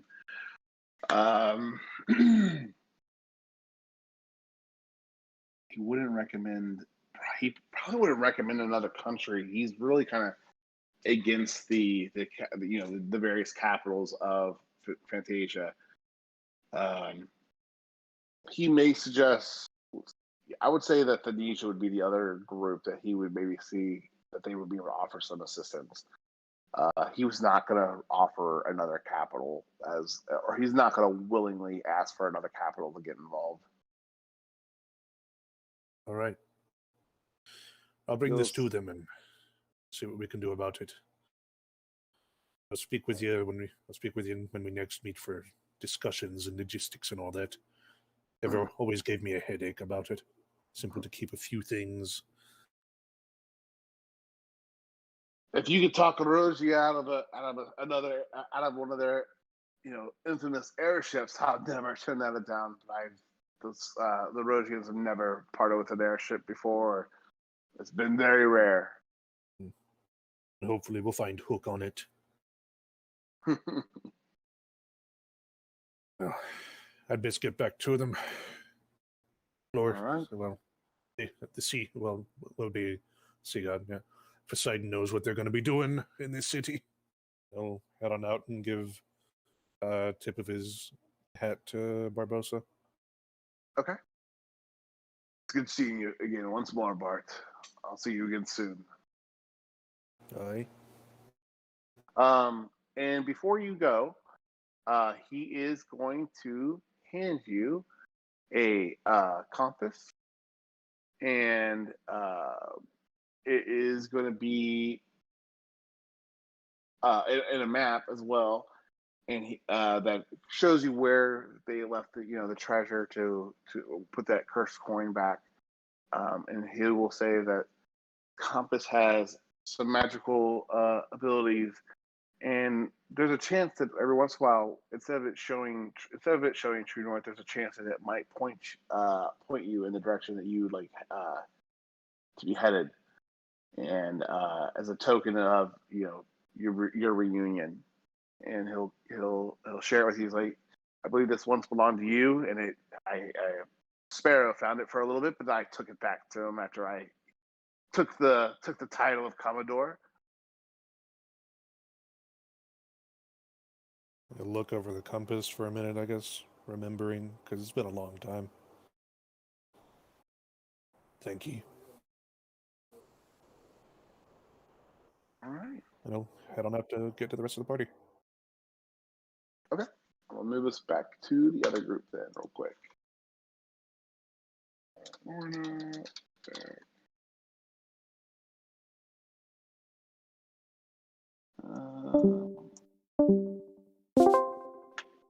All right.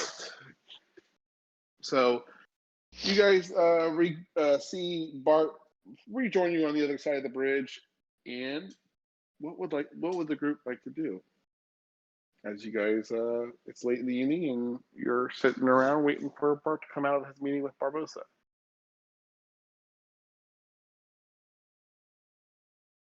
Right, so what's our plan now? I mean, I know that I have to go kick somebody's ass at some point today or tomorrow. Is that a today thing? It doesn't have to be a today thing. Well, I mean, technically all we have to do is tell Espa, job done. Okay, we're gonna go to the other side of the continent now. That is true. That could be a today thing. Yeah. It could be a today thing. Or we hang out for the evening, go to bed, wake up the next day, have a few fights, and sail back to Espa. Espa? No. Madeira is the Madeira. capital, but yeah, it's Yeah. just the country Espa. Yeah. I'm good with whatever. He says that he has a few men, and it doesn't take long for them to get ready to fight. Are you sure you want to be doing this to him? I feel bad about humiliating him so bad. I think he deserves it a little bit. Also, it sounds like she's done it before, so. Speaking of which, we need to start getting a betting pool going. Well, Yeah. You know who to come to if you need a second. Bart, we need your help setting up a pirate betting pool. It's not hard. I There's a know. fight. That's not hard. The sailors will sell their money off for anything. But you see, what if you said it was a fight? Well, As Captain Bartholomew, whatever your last name is. Roberts. Roberts. And ye forget I've been dead for a better part of a century. Are you saying I'm more convincing than you would be? Surprisingly, you are. Huh. Look at that. I know how to command a crew. Don't know how to gather a crowd as you do. Yeah. But like you said, I'm pretty sure it's not that hard. I just have to say, hey, there's a fight. Who's placing bets on who, right? Aye. But where's the best place to fight with multiple people? Location. Tortuga. Yeah. Taverns. Usually should be a fighting ring near the shore where they settle the bets and all the other disagreements. Should be around there would be your best bet. Well then, Lorna, I think you just need to find your dude. Yep, we'll get everything else set up. Okay. Who else wants I to think join those- in? Josel, you up for it?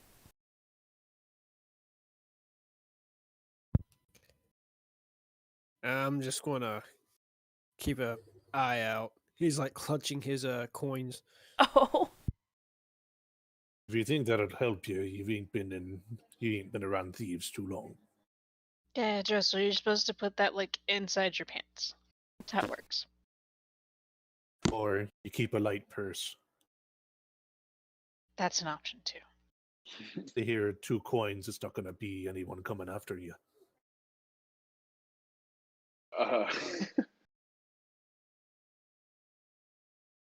Actually, let's see here. Oh, go ahead, Kronos. I thought I heard you were say something. Or someone else was saying. Oh, I thought I heard someone say something in the background. And Bart, by all means, if you want to join. Cronus. Aye, been needing the exercise. Perfect. I should warn you though, it's not really fisticuffs. It's more of my type of fighting that they do. So blood will be involved. Blood will be involved. You think And that's being due involved, this the be some rest kind of of you? blood. Sorry, this be some kind of blood duel or to the death thing. I mean, it's really when the other person yields, or we'll probably set out terms once we get there. Like not dying? I think that's a good term. It's not That is to a the very good death. term. You really think that the Vikil Islands would be here with, like, all of us fighting each other to the death? Aye, Exactly. our laws usually state till first blood, but Oh, well, we that's... ain't pirates. It's your customs. it's gonna be... That's gonna be one hit, then. I don't know what you're talking about, then. Well, you're not pirates. You don't Didn't follow our join codes. customs. Yeah. Yes, it'll be, Just be sure the code. Be sure the code keepers know about it beforehand. And your code keeper is you? Because you created it, No, right? it's the other guys that look like him. Black hats, feathers. Oh, Black okay. suits. Yeah. Well, you know, I'm sure because Burgar was on the meeting there, he probably told them already. He's not dumb, for the most part. They did send him here. Are you guys walking through the town or are you still sitting on the top level? I'm assuming we're walking. Yeah. Okay. Just want to know where you guys were at. Go ahead. Sure.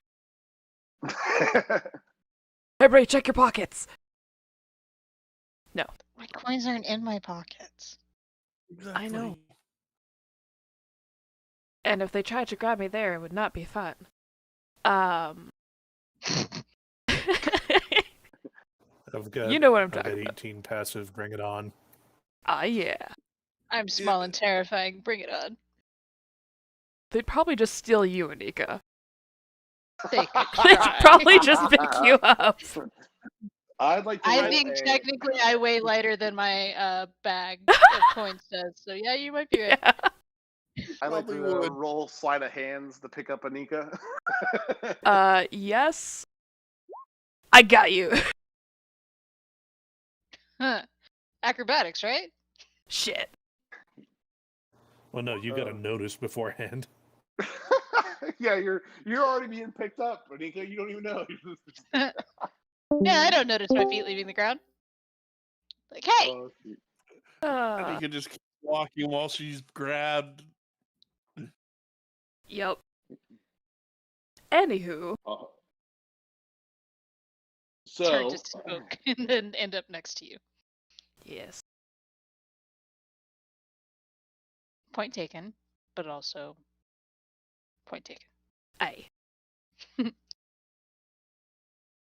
Right. Shall we find the fighting bits? Sure. Mhm. You guys will make your way through back to the lower district, lower levels where you guys first came in. And again, you'll see that the shops and everything start to change a little bit more in there. What they're offering, what they're selling. You won't notice as many alchemists or poison shops that are offering potions and poisons the lower and lower you get. Seems like those are a little bit higher up in Shipwreck Cove, a little bit more regulated, as regulated as freemen want to be. And as you guys are going down, you're going to hear someone kind of calling out, "Fortunes, get your fortunes read by the Osira, the all-knowing." And you'll see this halfling kind of calling out and trying to drum up business and bring some attention to the soothsayer, this fortune teller. Oh, come on. We gotta try this. Yeah, nudges Anika. Look over there. It'd be one of your tribe. Oh, Yeah, maybe. Come on, come on. Oh, Asira would love to see help a halfling and uh, another dragonborn. Wait, another? Another? Theft Asira is a dragonborn. Ah.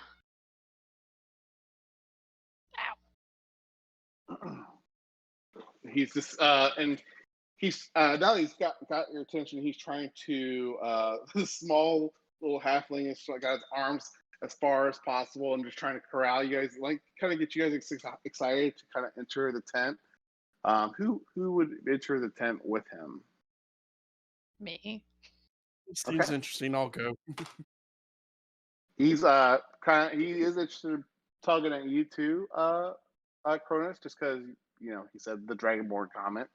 Mhm. Anybody else wanting to go in as well? I'll wait outside. Yeah, this is how you lose a kidney. I know my future already. All right. So you guys enter into the tent, and are you all going at the same time? The three of you?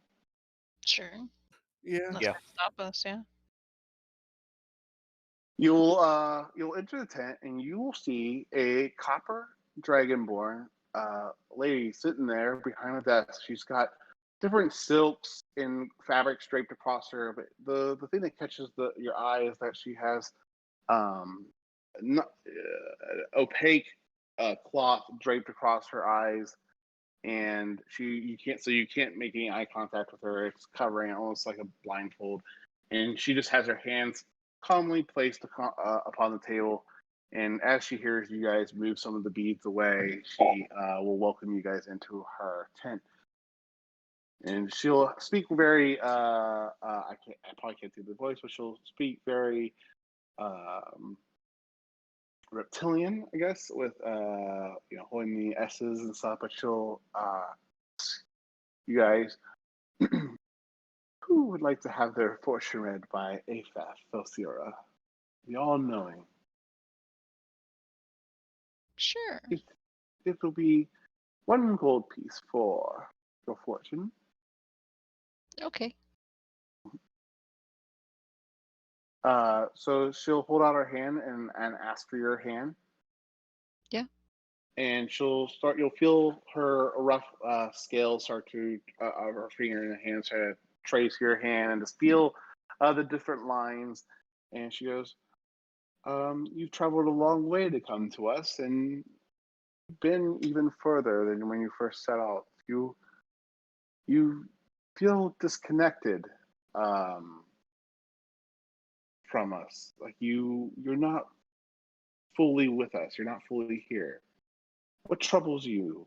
As she asks you and continues to rub her hands over yours and just kind of get trying to almost like it feels like she's massaging your hands, but the way she's kind of rubbing your hands and towards your fingertips and towards her body as she's trying to like just kind of peer a little bit deeper and deeper into you and just see what she can tell. A lot of things. There are more things to come, child. Yeah, I know. But you will be able to. You are prepared, though. You've been through quite a bit already, and I think you are prepared. You know what's to come. The ones that gave you that wound are not going to leave that be enough. You are very special to whoever is chasing you. Don't suppose you have a name. I have thousands of names that come to mind. All names of former lives, I imagine. These spirits want you back with them, though. Ah, yeah. They're alone, and they've touched life, and now they want it. They want you to be as miserable as they are. That's going to be rather difficult. Not exactly a miserable person.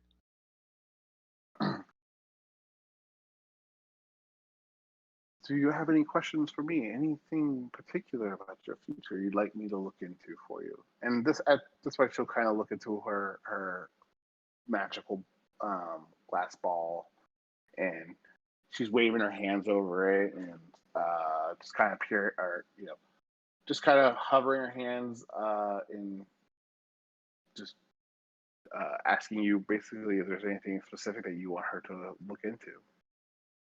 I pull out my necklace from under my shirt and just kind of hold it up. This. Place it on the table for me, please. And I do. okay. Someone gave you this in hopes that you would not be following their same path. But it seems like you have your own plans and that was going to happen no matter what.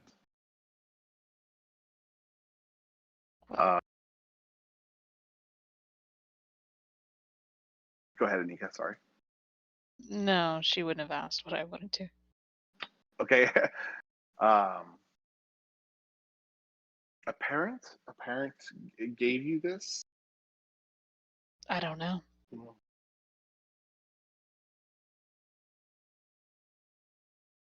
Very odd. Out of character, I thought your dad had told you some stuff about it. Nothing at all? He just gave it to me when I was leaving. Okay. So it was given to you by a parent. Oh yeah, technically. Yeah. My father gave it to me. This parent, this seems to be a token from I'm seeing a woman in your life. And she's trying to figure out and process the images and the different things she's got going through her. And she'll say it definitely seems to be a token from your mother. She seems to given it to you or given it to your father at when you were first born. And she tries to peer a little bit deeper into it, but she seems to struggle, and she goes, "I'm sorry, the spirits and the voices are not talking to me much more. Is there any other questions while they're still listening to me?"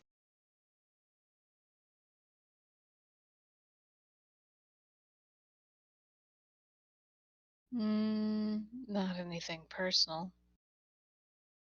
Unless you happen to know where this came from, other than my mother.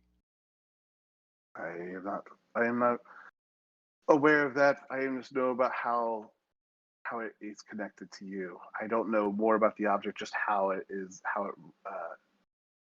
impacts you in your life, you and your connection to it. Then It's more about reading you than it is the object. So it is important to you. That helps. do you know where we're going after we leave here? Are you asking me for guidance, or are you just quizzing me? Both?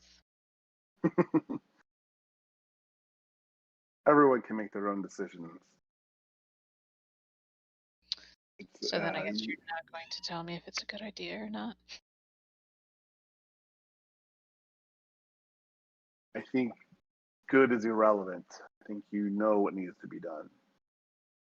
Yeah. Then no, I'm good here. What about you? Oh, go ahead. I reach for the necklace to make sure I can pick it up and put it back on. Your mother will be very happy to have you return that to her someday, I'm sure. What about you? And she gestures at you, Faye. Her face doesn't look anywhere, but her hand is kind of like she's still looking at Anika, but she just, her body's positioned in the direction of Anika. She's not really looking. Her eyes are covered. And you guys are gathering at this point in this interaction so far that she is completely blind, and but she's gesturing at you, Faye, to take a seat and have her read your fortune. I'll come over. Hand over 1 gold. She'll take it, and she'll take your palm, and she goes, "You are a drow from the Underdark. What brings you to the surface? What fortunes do you seek? What questions can I answer for you?" Hmm.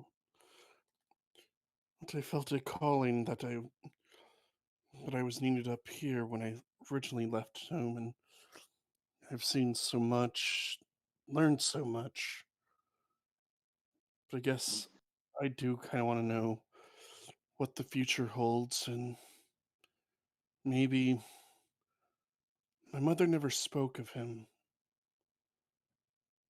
I know my siblings' fathers, I've seen them, but I've never met or seen mine, never even seen an image or record of him.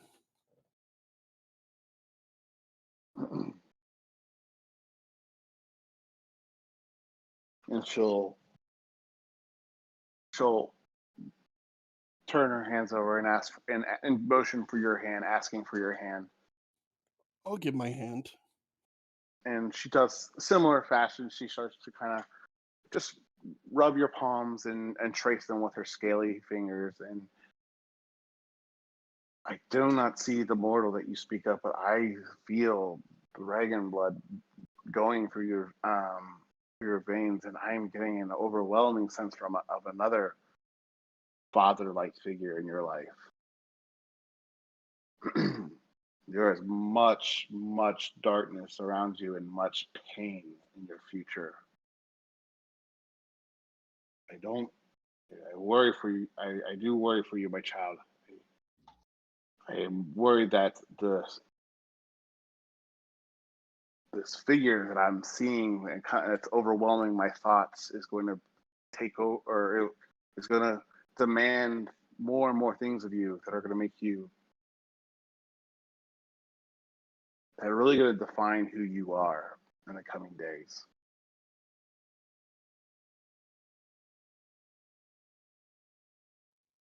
Faye kind of nods. Just remember that you will find your strength in those that you make close friendships and connections with. But she'll say, your power comes at a cost, and disobeying the one that gives you said power may come at a consequence.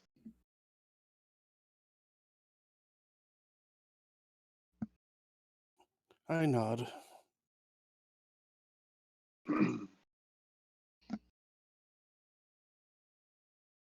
You might have to give something up before.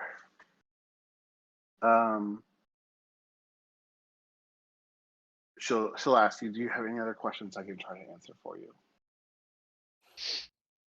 Not at this time. Okay.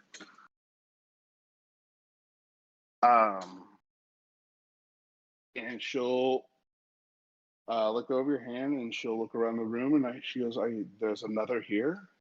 Where are you? You're quite a tall person. What is your name?"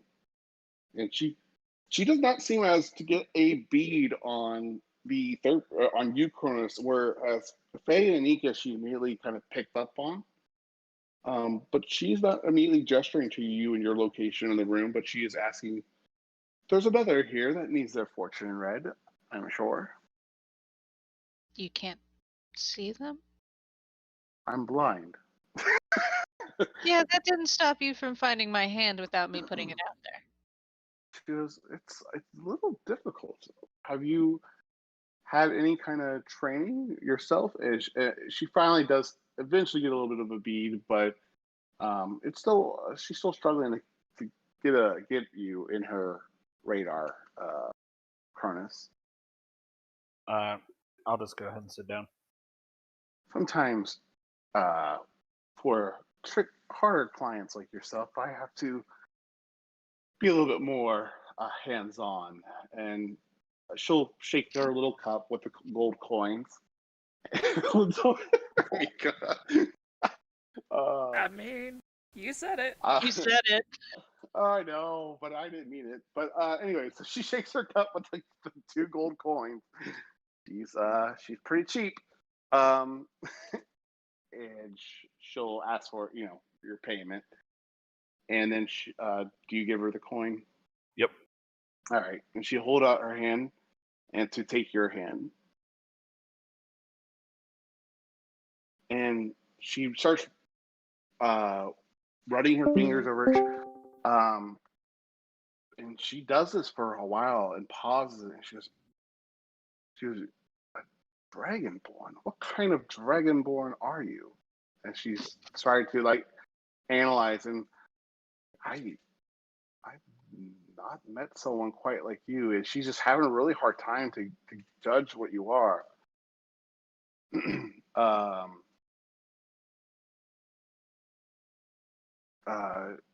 She goes, you, sir, I see nothing but negative. I can't get beyond this negative energy that just surrounds you. I'm having a hard time to see through or connect with you. And she seems more visibly frustrated. This obviously doesn't happen often to her. And she at one point, at some point, she will just gasp and drop your hand, and she'll say, "I cannot help you. You must leave now."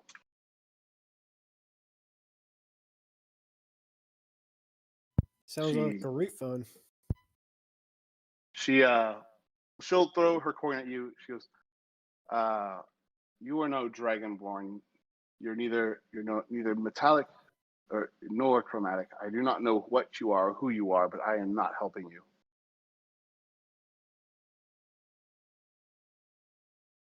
Bitch. Raising eyebrows. Said she gave me the coin back. Yeah, she doesn't want. She's visibly almost scared of you right now. She doesn't understand what she's processing. Who is your or who did you hail from? Do you have any clan, any family? And she's just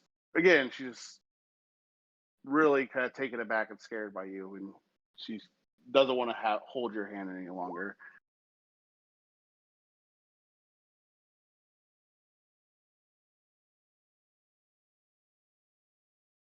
So like she actually asked if I had a clan.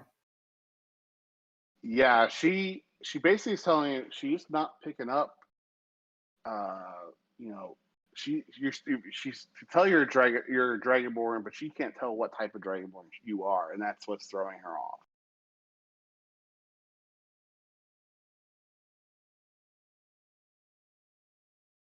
I don't know if it's this dark energy and malice that surrounds you, but she will say, "Dark. I can just feel nothing but dark energy and magic surrounding you, and what brings you to me in this plane." That's about as clear as she can share with you at this point. You could try to persuade her and talk her to be a little bit calmer to try to discuss further with you if you like. And Anika and Faye, you guys could help as well with this.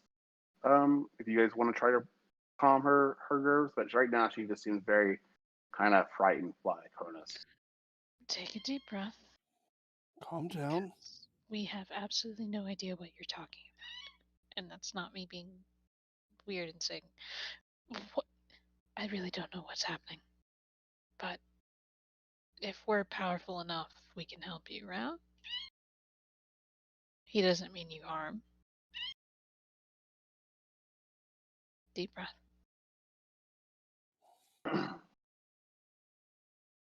And I'll kind of like grab her other hand. It's all right. She'll extend her hand once more. I've been around for quite a while. I've not felt something like this in many years. The closest, and she just kind of starts. She is holding your hand once more, as long as you offer it, Cronus. She will take your hand one more. She's trying to like. I haven't felt something like this Sense. the last time I've dealt with someone who had been touched by the gods before. In Asamar, many, many years ago, I'm getting that kind of energy from you as she's, again, trying to. I'm not an energy that I've ever felt from a dragonborn. It's almost something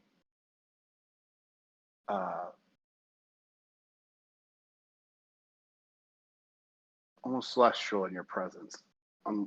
Maybe that's another reason why I'm having a hard time between the thick cloud of darkness that surrounds your being and the evil that surrounds your existence. It seems to be surrounding some kind of celestial aura deep within.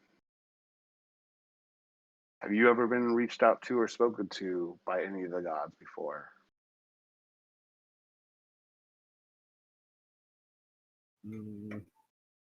I guess not directly. Or anything obvious. One has great interest in you. Well, it wouldn't be the first time.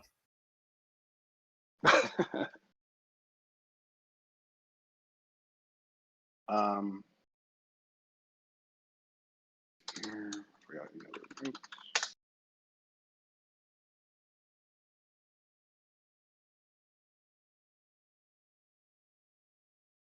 Bear with me 1 second. I just want to check one other thing.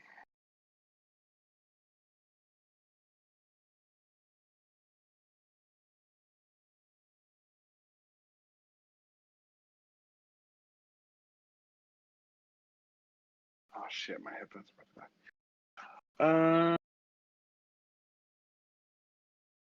Yeah, and she'll go on to talk a little bit more about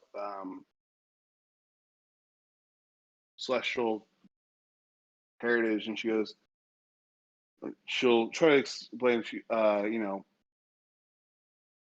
only other kind of like dragon, or I guess other dragons that she's aware of that have ever had any kind of celestial properties or a celestial kind of nature to them are the ones that most dragonborn worship, being Bahamut and Tiamat.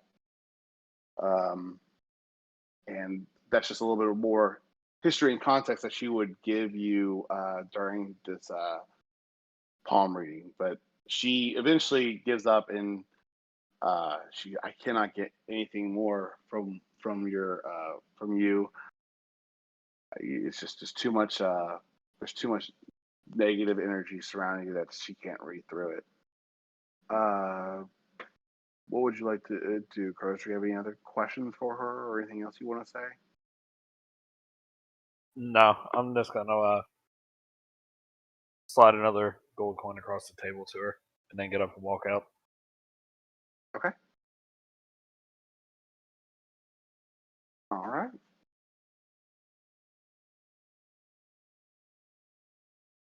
All right. And anything else that you guys would like to do while you're in the tent besides just go ahead and rejoin the rest of your group trying to look for Lorgar and the other Northmen?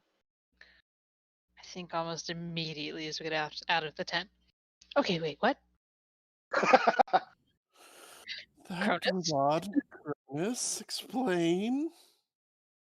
Do what? You've talked to a god? I mean, I'm I sorry. said it's not obvious. There's things that happen that could be. And then, like, these black orbs, like, they draw to me. Like, I don't know why. There's other things that it's just almost sense that it happens, or things that are there. It don't really make a whole lot of sense. No, that doesn't. No. What is this about deities, godly beings? What? Oh, apparently Cronus isn't a real dragonborn. Also, mean- Faye's draconic father's weird, and my mother gave me this necklace. Eventually, we're gonna find her, I guess. My father's not the draconic. She felt the draconic blood from what my mom did to save me before I was born, but some other dark mortal presence, fatherly figure. I don't know what that is. Yep. So, sum it up: daddy issues, mommy issues. Not a dragon issue. God issues? Identity issue. I just look at Bart and Josel. We seem pretty normal here. Here. So apparently Whoa. I'm going to be told to do some things soon. Oh Oh no. yeah, I forgot about that part.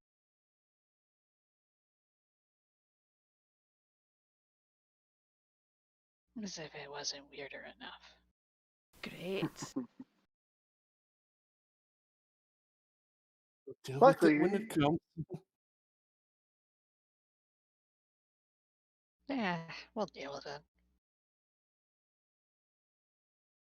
so you guys continue to talk about your palm readings, and you descend the lower levels, and you will find some Northmen, which leads you on the trail of locating Borgar, who has already started drinking and getting some other Northmen into a kind of like up into a holler.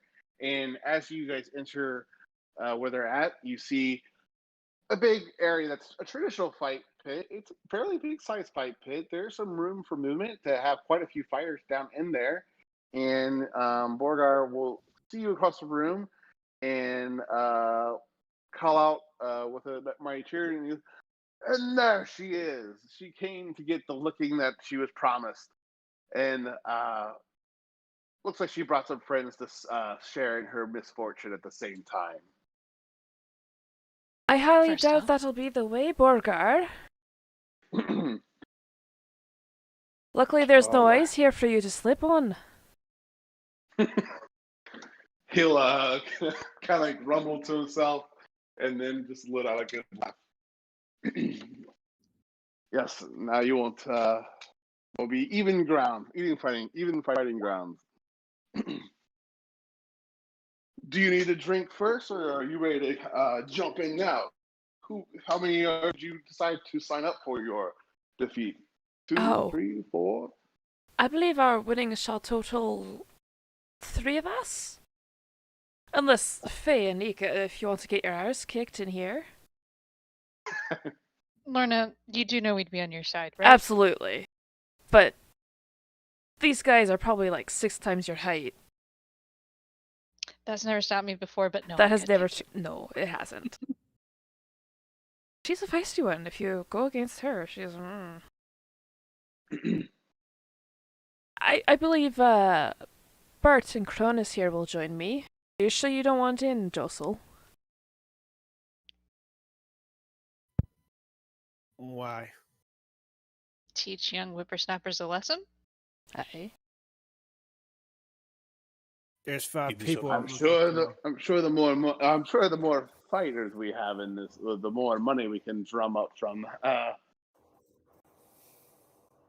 those that would like to wager in.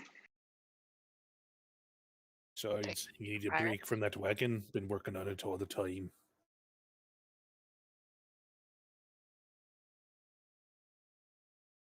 That too. You don't have to if you don't want to, Josel. Just putting the offer out there. I'm saving it for someone else. Perfect. All right. I think it'd be 3 of us then. All right. And he'll go back to. He's like, "Give me 5 minutes to get them ready, and we'll meet you down in there." And he'll go over, break this conversation with you, and you'll see him go to another 2 men one with blondish hair, the other with reddish hair, and he's just kind of talking to him about the fight and the agreed upon terms. And he'll come back over to you and say, just like in the Carol Islands, first to yield or first to bleed. Oh, that might be a bit too soon, but I think we could do that. What's that? I'm sorry. What was that, Lorna? I didn't catch that. I think getting somebody to bleed might be a bit quick, but yes, we could do that. Well, if you think the code keepers will let us get away with it, we can go until the first one falls down. That's always the way I like to have it. But we're trying to fit in, and he'll kind of look around. But I doubt they're going to tell us no. I'd be happy to put you and your friends on the ground. I don't think you'd actually be able to do that, but first the bleed. I'll shake his forearm. All right. And you'll see the other two kind of climb into the ring, and it'll be a 3-on-3, and this will be using regular martial weapons. You see that, check the character sheet, what weapons they have.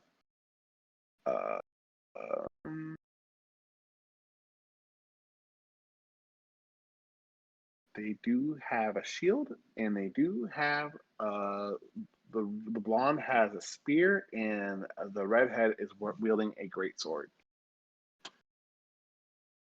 So the one wielding greatsword is not wielding a shield, obviously. So, and then the other one is wielding a. This one is going to be a longsword. So I thought longswords were two-handed weapons. Let me double check. It could be both. They're versatile. Okay.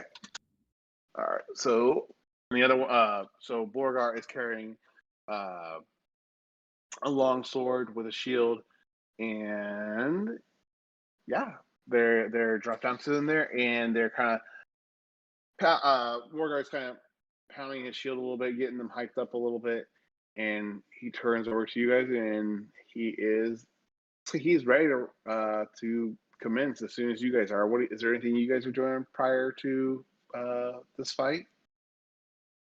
Advertising said fight. Definitely advertising. Okay. Go ahead. You guys can go ahead and roll me a performance if you're trying to drum up business. Or betting and whatnot. And how much is everyone betting? I am betting, are we doing it by teams or by people? Teams. It's 3 versus 3. I will bet 10 platinum on us. Agreed. Okay. Hey, Silent. Yeah. I changed my mind. I think Joseph will jump in, and you know what? I'm gonna say that he's gonna be kind of like a little ways behind the crowd, but he's like his hand is like twitching. He goes, "Shut up." Fine, and then he's going to summon his sword, and it's going to take on it's going to change its form. Okay. It's going to go from like this the standard blade where it's smooth edge and everything. Instead, it's going to turn to serrated edges on both sides, and it's going to have like hollowed little triangles through the blade itself. Okay. So my favorite enemy now is human. Okay. What are your 3 favorite enemies again? So currently, or not orc. You dropped orc. It was monstrosity, Aquin. Yeah, monstrosity, fae, and human.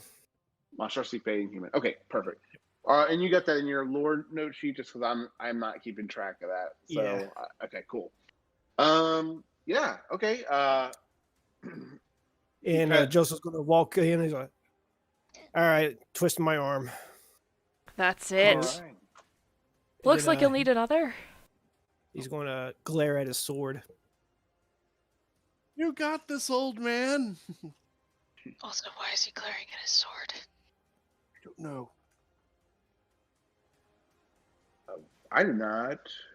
All right, let me go back over here real quick. Also, I'm going to take my gauntlets off, put them in my bag of holding, and hand my bag of holding to Faye, along with the Oh, yeah. my sword. So I'm going in unarmed. All right. So they're all going in with weapons. Yeah, no, I'm good. Just okay. All right. He's a button. He is the weapon. Prudence is the weapon. All right. He's taking it easy. So Yeah, Lorna. Lorna will call out. Oh, go ahead, Lorna. I'm sorry. No, go ahead. No, you go. Okay, Lorna was just going to take off the bag of holding, hand it over to Anika and Faye, and she's going to put her hair up, half down, ready to fight. Pulls out her great sword and just kind of grins at Borger. This is gonna be good. Oh, he's so screwed. Let's see here. I wonder if there's any other musicians around here who can help me play a song.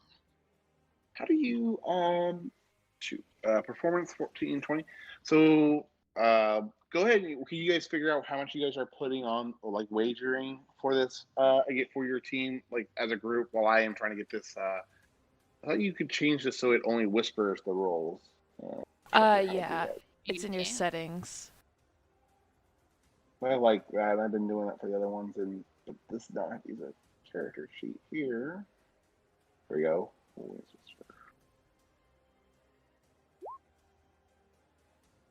Okay. Y'all, that's expensive, eh? That's 100 gold piece. It really is.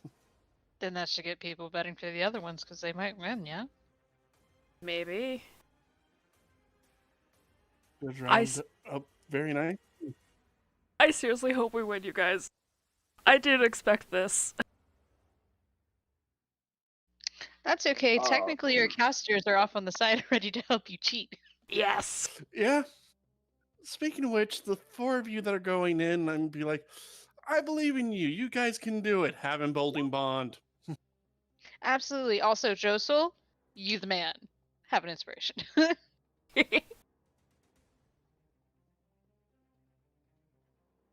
All right. The four of them are you four within 30 feet of one of you. You can add a D4 to any roll.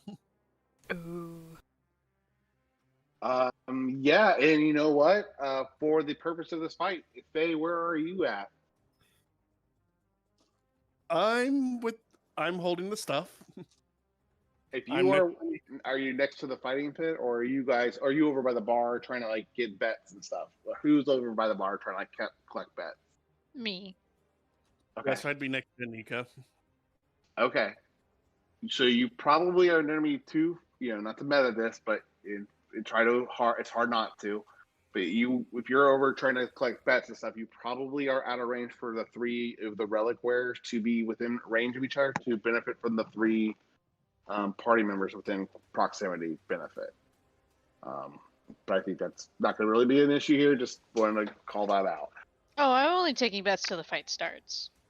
Oh, that's fair. If you guys go over to the fight pit when it starts, so yeah, I'll say not like probably the first round or two once the fight gets started, but by like round 3 or 4, you can start benefiting from the three relic wearers being within proximity of each other.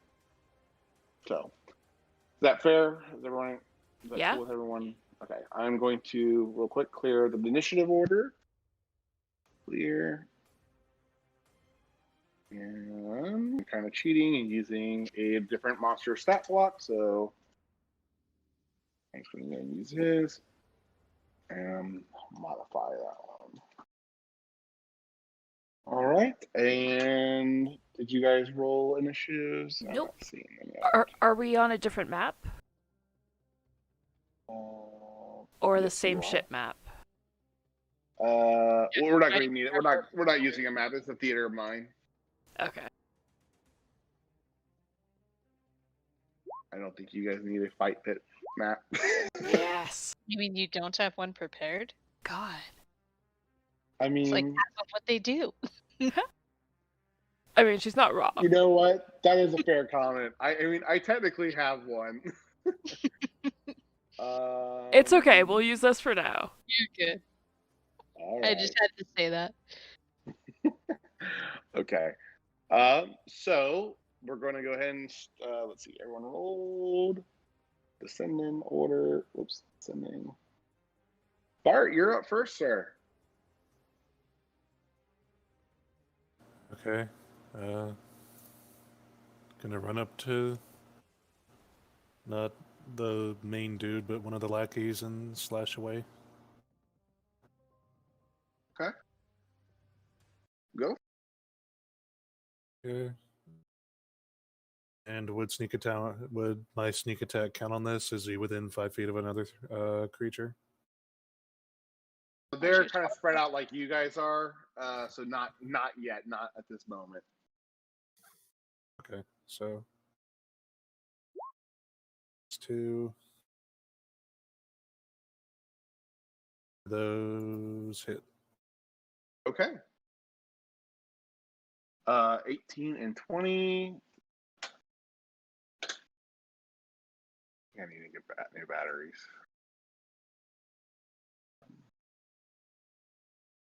Okay.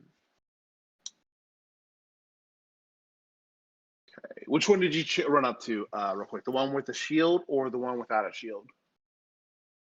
Oh, sorry. There's 2 with a shield. One's using a great sword. Probably the greatsword dude. Okay. Oh, there's a 4th one. Shit. I only have 3 written down here. Let me. 4 of them now. 2, just so I don't keep track of them. Oh, one with a sword and a shield. 2 of those. One with great sword. And then one with a. You know what? I'm gonna make it simple on myself and just do 3. So 3 with swords and shields, and one with a great sword. 4 Garby, and the one with the great weapon the great weapon, the large sword. So this one will be 17. Or no, where's your AC at? 16 with shield. Really, only 16. Okay. So those both hit. And you said sneak attack Not does at not this count? moment. There's not another creature within 5 feet of it yet, unless you have advantage on it. This attack. Don't think I would. Okay. So 15. All right. 15 points. All right. And that's turn. All right. That brings us to the gladiator. This one is going to take a swing at you, Bart.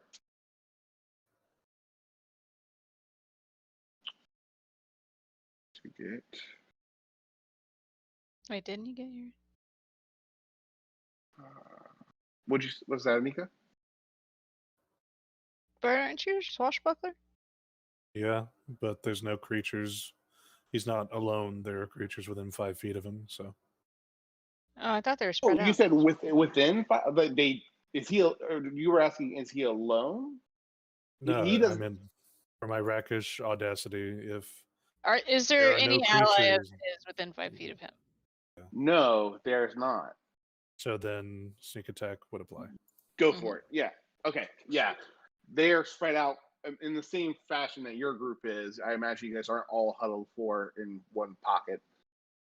So then So 15 extra damage. okay. Yes. So 30 total. Okay. All right. And he's going to attack you, and the other 4 are going to go after you. Borgar's coming after you, Lorna. Of course. So here comes their attacks. They Anything else all- real quick, Bart, before I go to the next turn? That's it. Okay. They all got so higher here- than me? They do. Oh, 19 shit. Point. Yeah. They got a Damn. 19. Oh, so it even hides the initiative rolls. I like that. That's kind of Well, I don't know if you guys like that, but I like that. So here's the first one for you, Lorna. 2 attacks. Yep. No advantage yet. So here we go. Uh-huh. 1 and 2. Does a 19 misses, correct? Yep. All right. So the first one misses. Now these are going to come after. We got Bart, Cronus, and Josel. So here come these attacks with a sword. Not all right. 1, 2. So here's for Josel first. 12 misses, 14 misses. Here's for Cronus, 13 misses, 22 hits, right? Yeah. There we go, for 13 points of piercing damage. And then for Bart, we got 10 misses, 21 hits, right? For 11 points of piercing damage.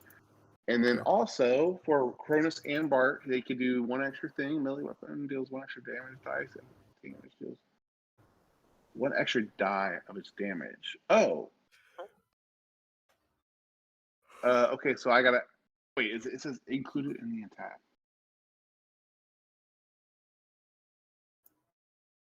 When it says something like included in the attack, does it mean it's already rolling the extra die for you, or do I need to still roll the extra die? I would Check the roll. Yeah. Was it says showing? 2d6 plus 4 plus 0. Yeah, I think a longsword is I just think it's 1d6. doing that. Yeah, The so it's adding that longsword's not already. even 1d6. Should be 1d8. It's a 1d8 or 1d10, depending on the. One-handed though. Yeah, it's One-handed is 1d8. a d8. Yeah. Okay, well I goofed up somehow.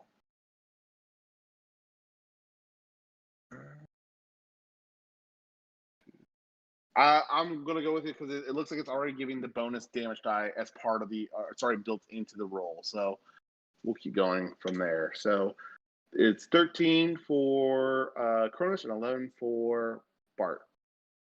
I don't have to do any extra. And then, did I attack you yet, Lorna? I did you first. Yeah, you did. So it's your turn, Lorna. Oh. So you see Lorna, she takes out her sword, she kind of like rolls her shoulders and she yells out in a rage and she's going to go into a frenzied rage. Okay. Because it's him and she wants to have some fun. She will run right up to I'm not saying that right, am I? No. Borgar. Borgar. And she'll grin and she'll slice at him twice. Reckless. Great weapon master. Go for it. She is showing off. 23. 23 hits. 23 damage. 26. Boy. Because there's 3 more rage damage on that. Okay. And another reckless great weapon master. 21. 21 is a hit. For 27.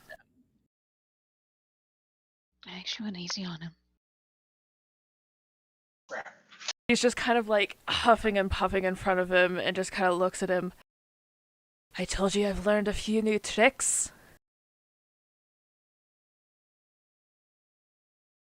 And that is her turn. All right. I missed what you said, Lorna. My headset died. What did I miss? I told you I've learned a few new tricks. So you have. Anything else on your turn? No, that's her turn. All right, Cronus, what would you like to do, sir? All right. Well, as my first question in every fight, what's the lighting situation like?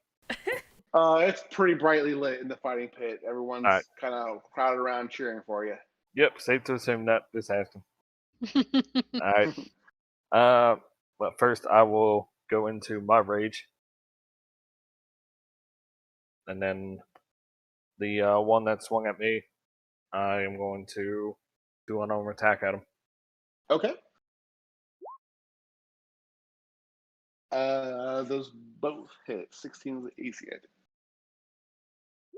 Yep, both hit. 6 and 6, 12.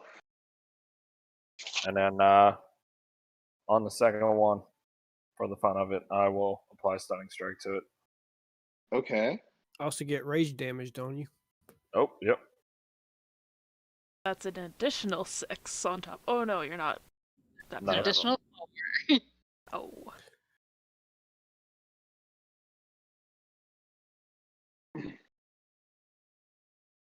All right. So another 6 points on top of that. So that for each one of those, or just Total. It would have been Oh. 2. 18. Got it. Okay. Anything else on your turn? Oh, stunning strike. What's the? It's a wisdom save, right? Constitution. I think it's con save. Oh wait, I am actually proficient with that. Let me Yeah, con roll save. that. 14. 14 does not do it, does it? I think it's 15 CDC. I believe so.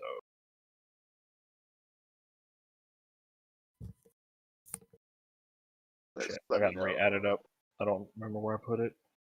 It's 15 or 14. For some reason, 15 stuff around me, but I thought if it's the same as your dragon fear, which it should save the same should have the same save DC at least.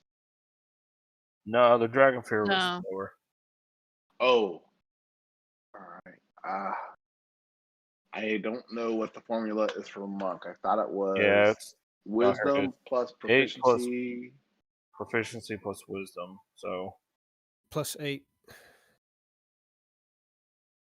8. So it's 16. 16. Okay, so he fails, so he is stunned to the end of your next turn. I'm gonna make a mark here real quick. Cronus stunned. All right. Anything else? That's it. Okay. Josel, you see your teams fly across the field and lock arms and battle with someone. What would you like to do? I'm going to swing at the guy who was trying to hit me. Okay. Go for it. 21's a hit. And you're also getting your bonus damage too, right, already? For your favorite. Okay, cool. Yeah. So both hit. Definitely both hit. So for 24 total points of damage. Mm-hmm. Okay. Oh That's yeah. it. That's the first attack against him, right? Yes. Okay. So 24.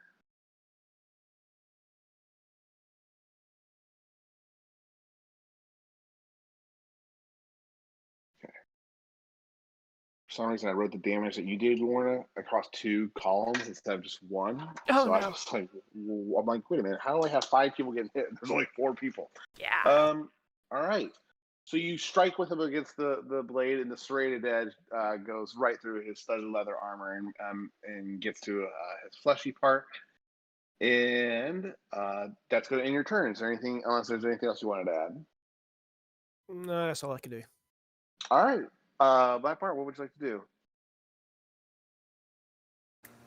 do? Continue assaulting these ruffians, as it were. Okay. Are there more? Is it just the one guy that I'm around, or are there multiple people around me? Your group is fairly split up, but you could. There's the fight pits within decent range, so you could run over to one of your allies. No, I meant if there's like multiple enemies around me. No, there's not. Everyone seems to have their own guy kind of partnered up with, so it's just you and that one person. Oh, awesome! Yep, yep. Best thing that could happen for you. Best thing for a swashbuckler. Yeah. Either of those hit.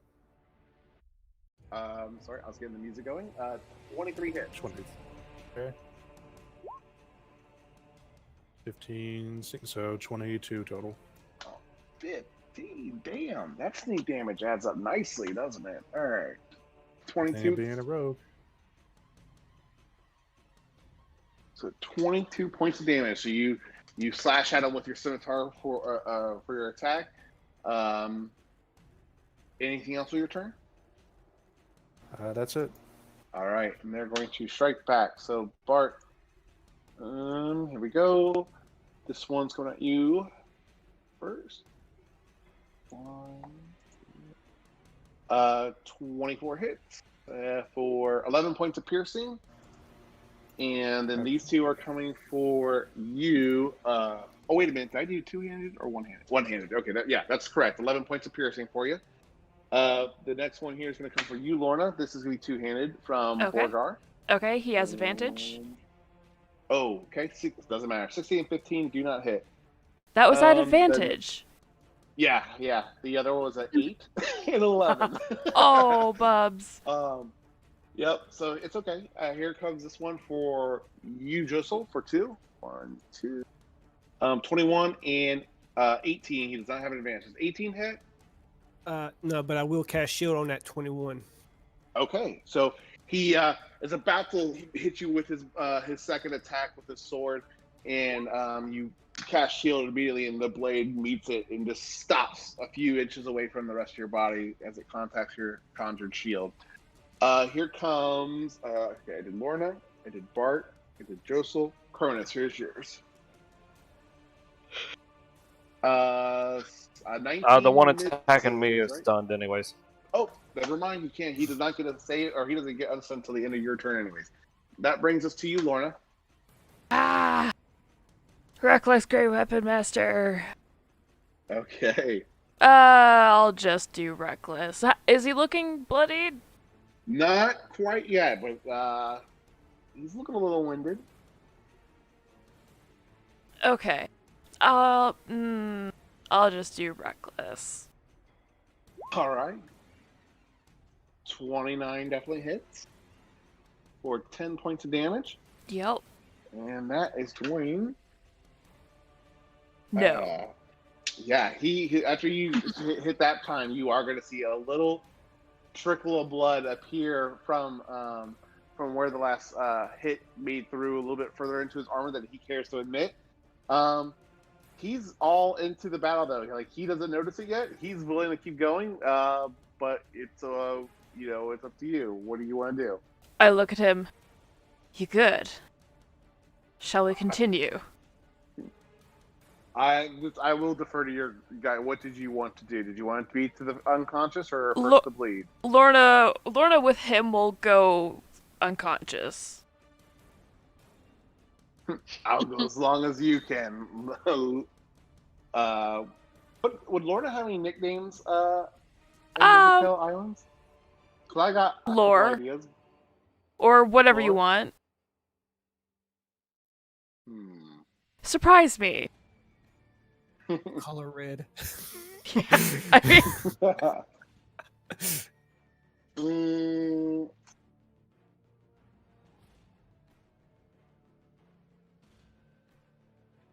I don't want to say anything quite yet. All right. Okay. He'll just say, "I'm good, little one. Give me Yep, what you I got." thought that was about to happen. well then, for old time's sake. Reckless again. All right. 27. Yeah, that hits. Wait, that's not doing damage right again. Fuck. No, it's not. It's rolled a 1, not 2d6. So those So damages every- are not right. Oh no. There we go. Ah, The 15 plus so- 3. It's 15 okay. more points of damage. Yeah. So add. It's fine. It's fine. And bonus action, because I went into a frenzied rage and she's gone all crazy. One more reckless attack. 26. All right. For another 14 points. Holy shit. All right. Well, you asked if he was okay, and then Oh, after no. obliterating like 2 turns later. Like, I don't think His this head is comes gonna off. work. Oh, fuck. All right. Anything else, Laura? Is he unconscious? He's not unconscious, but he is. Okay. He's definitely registering that he's bleeding quite a bit. Okay. Now. No. Yeah. He's not looking great. That's my turn. Cronus, anything you'd like to do, sir? You are fighting off with someone with a shielded sword who's currently stunned in front of you. Yeah, so I'm going to go ahead and use the Black Orb for Flurry of Blows that don't cost anything. Okay. And I will do 4 unarmed attacks on the guy. Okay, go for it. Hit. Wait, I'm sorry. These are with advantage or not advantage? 19 hits, 27 hits, so you got 2 that hit. He's stunned, so he should have a. He's stunned, so he does have advantage. Oh, Those are crits. yeah, those are. Well, I always still look up this one. Which one? Are they crit? I don't think they're crits. I just think he has an advantage on them. Yeah, but those are Yeah, two but I crits. rolled crits. He rolled 229s. Fair enough. Yeah, go ahead and do damage for all 4 of them. No, paralyzed would be instant crits, but those are 2 rolled crits. Oof. So we got 13, 15, 25, 35, 37, 39. I'm getting 61. 51. Is that? Did you say 51 or 61? I got. I got 51, but let's see. 13, Let's get out an actual 15, calculator. 25, 35, 37, 39, 40, 51. You're right. Yep, 51 points. Yep. Holy.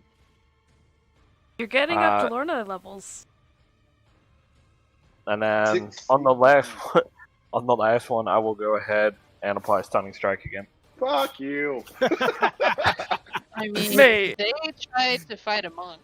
All right, one of these. Their mistake. Fucking 9. All right, he's still stunned, but you know what? He is bleeding. So technically, on the agreed upon rules, this guy is out of this fight now.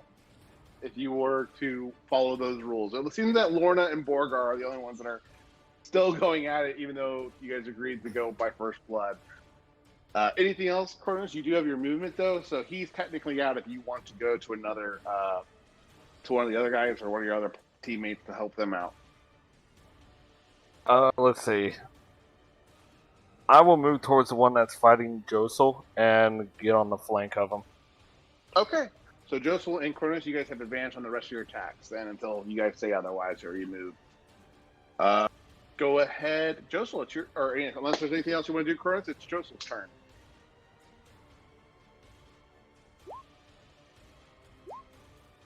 Uh, 12's a miss, but 19's a hit. You also have inspiration if you want to make that 12 maybe hit. Yeah, I'll do that. What was the die? D8. There's a 15 hit. No, Ooh, there's just 16. Barely missed. Oh, you. Aw. Oh, yeah, just barely missed. Thank All you. right, so 11 damage. Okay. You're at 30. Okay. All right. Anything else Josel wants to do? That's it. All right, Bart. You see that one of the opponents is he's bleeding. You see that technically Bogard is out, but Lorna and him seem to have a pissing match going on and going back and forth a little bit. But it quickly took a turn for a worse for Borgar. And you have 1 to 2 other of Borgar's teams still up and in the fight. What would you like to do? I'll keep going on. Was my guy out, or is he still going? He's still in there. All right. Well, I don't know why he hasn't learned his lesson yet. Because they're like Lorna. They Hit don't and learn hit. those. Yeah, those both hit. 0.8. 0.8. All right, and then that. Yes, he is bleeding, and he will kind of reach for the blood that is kind of now leaving his body from the last wound you gave him, and he'll kind of go to his knee and kneel like he's been defeated, or he's out of the fight right now. So it remains 4 versus 2 right now. You want to go ahead and do something else, Bart? You want to move over to Josel and Cronus, or over to Lorna? Probably move to help out Josel. Okay. So that's going to bring us to the remaining 2. One's here comes yours, Lorna. Uno and At advantage. Ooh, 20 critical for Yes! He gets Fuck to yeah! do something. He's got to. 23 points of damage for the first one, and then the other 20 hits, right? Yeah. Okay. For 10 points of piercing on the second one. So a total of this is all piercing, so you can be halved. So Yeah. 23, 33. So Yeah. you'll have what's that? 16. Yeah. 16 points of damage. Okay. All right, and then here comes the one towards. He's surrounded by 3 of you now. He's still gonna go for it while he's still got fight left in him. Here we go for you, Josel. Uno, Ghost, 25 and 17. Does 17 miss, right? Yeah, 17 miss. All right, for 10 points of piercing damage. 10 points. Okay. And that is going to end their turn. Bring us to you, Lorna. Borgar, those last 2 swings seem like it took a lot out of him, and he is not doing very great. So you got him against the ropes. Go for it. I will just Great Weapon Master this. Okay. 19. Go for it. Damage. 24.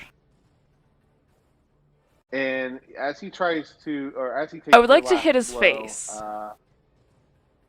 Okay, yeah. He's trying to reel back from the last one, and instead of swinging your sword again, you're just gonna punch him in the face Yes. as he's trying to gain consciousness, and he immediately drops to the ground. And the crowd's cheering when this is the 3rd teammate that's been eliminated, but this guy is he's very, very worse for wear. And yeah, is there anything else you want to do with? Well, you took your second attack to hit him.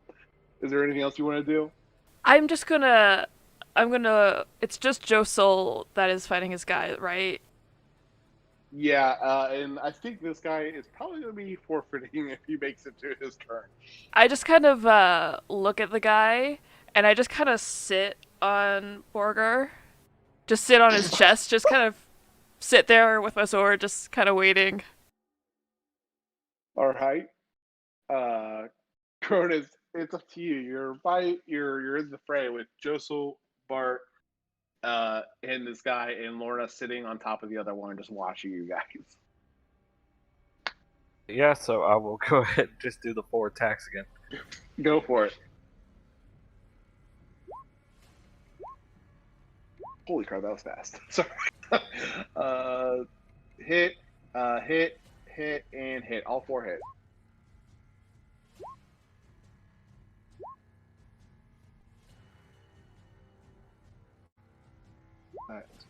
There we go. So 20, 30, 37. I'm just going to do that real quick to see if that's enough. It is enough. So you will go over and hit him with a barrage of punches, and eventually punching a kidney and making him audibly gasp in pain and spitting up a little blood at Josel as he was facing at the time. So there you go, Josel. You're welcome. And he is going to reveal some blood pouring down his body, and he's going to be eliminated from the fight as well, wrapping us up and not making your team the victors. How much did you guys end up being able to gamble, or would you guys try to wager on that fight? Did you guys 30 platinum. I know. Yeah, 30 platinum. 30 platinum? Okay. Yeah, so Lorna did 10, Cronus did 10, and Anika did 10. Can And I you use didn't- times in a roll? I think it's an I think so. Oh, you can. Very sweet. It does math. Awesome. All right. Yeah. So I'm sorry. You said 30 platinum total. Yes. Yeah. All right.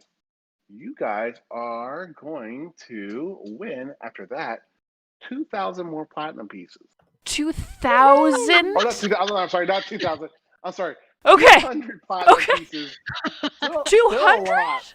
Yeah, Damn still it. a lot. 200! How? No. What? Oh boy! So that would be 66 each, and someone gets 67. Probably one of you two. Good job, guys. Wow. Hold on.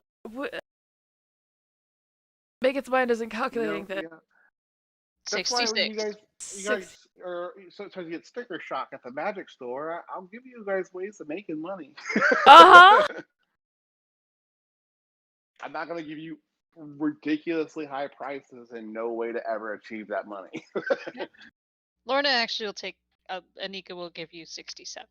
Oh, Just 'cause thank this you. was your fight. Yeah. Thank you. I appreciate the extra 10 gold.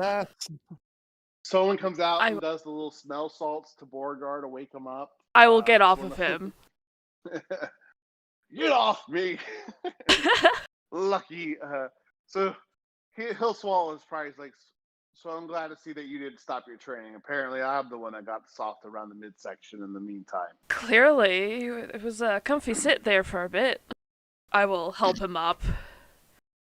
This is all for show, of course. In a real Uh-huh. battle, that's where I'm really in my element. Uh-huh. And he'll after trying to save face a little bit, he'll want to offer you and all your friends drinks for the evening and a night to celebrate good times and memories. And you guys are gonna spend the rest of the evening kind of just enjoying meeting some of Lorna's old friends and sharing some drinks. Anyone that wants to retire early for the evening may certainly do so.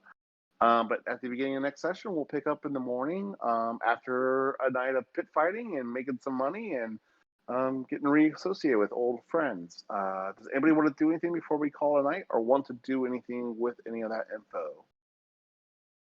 No, we're good. No, not for tonight. Okay. That's what we'll pick up next session in the morning then.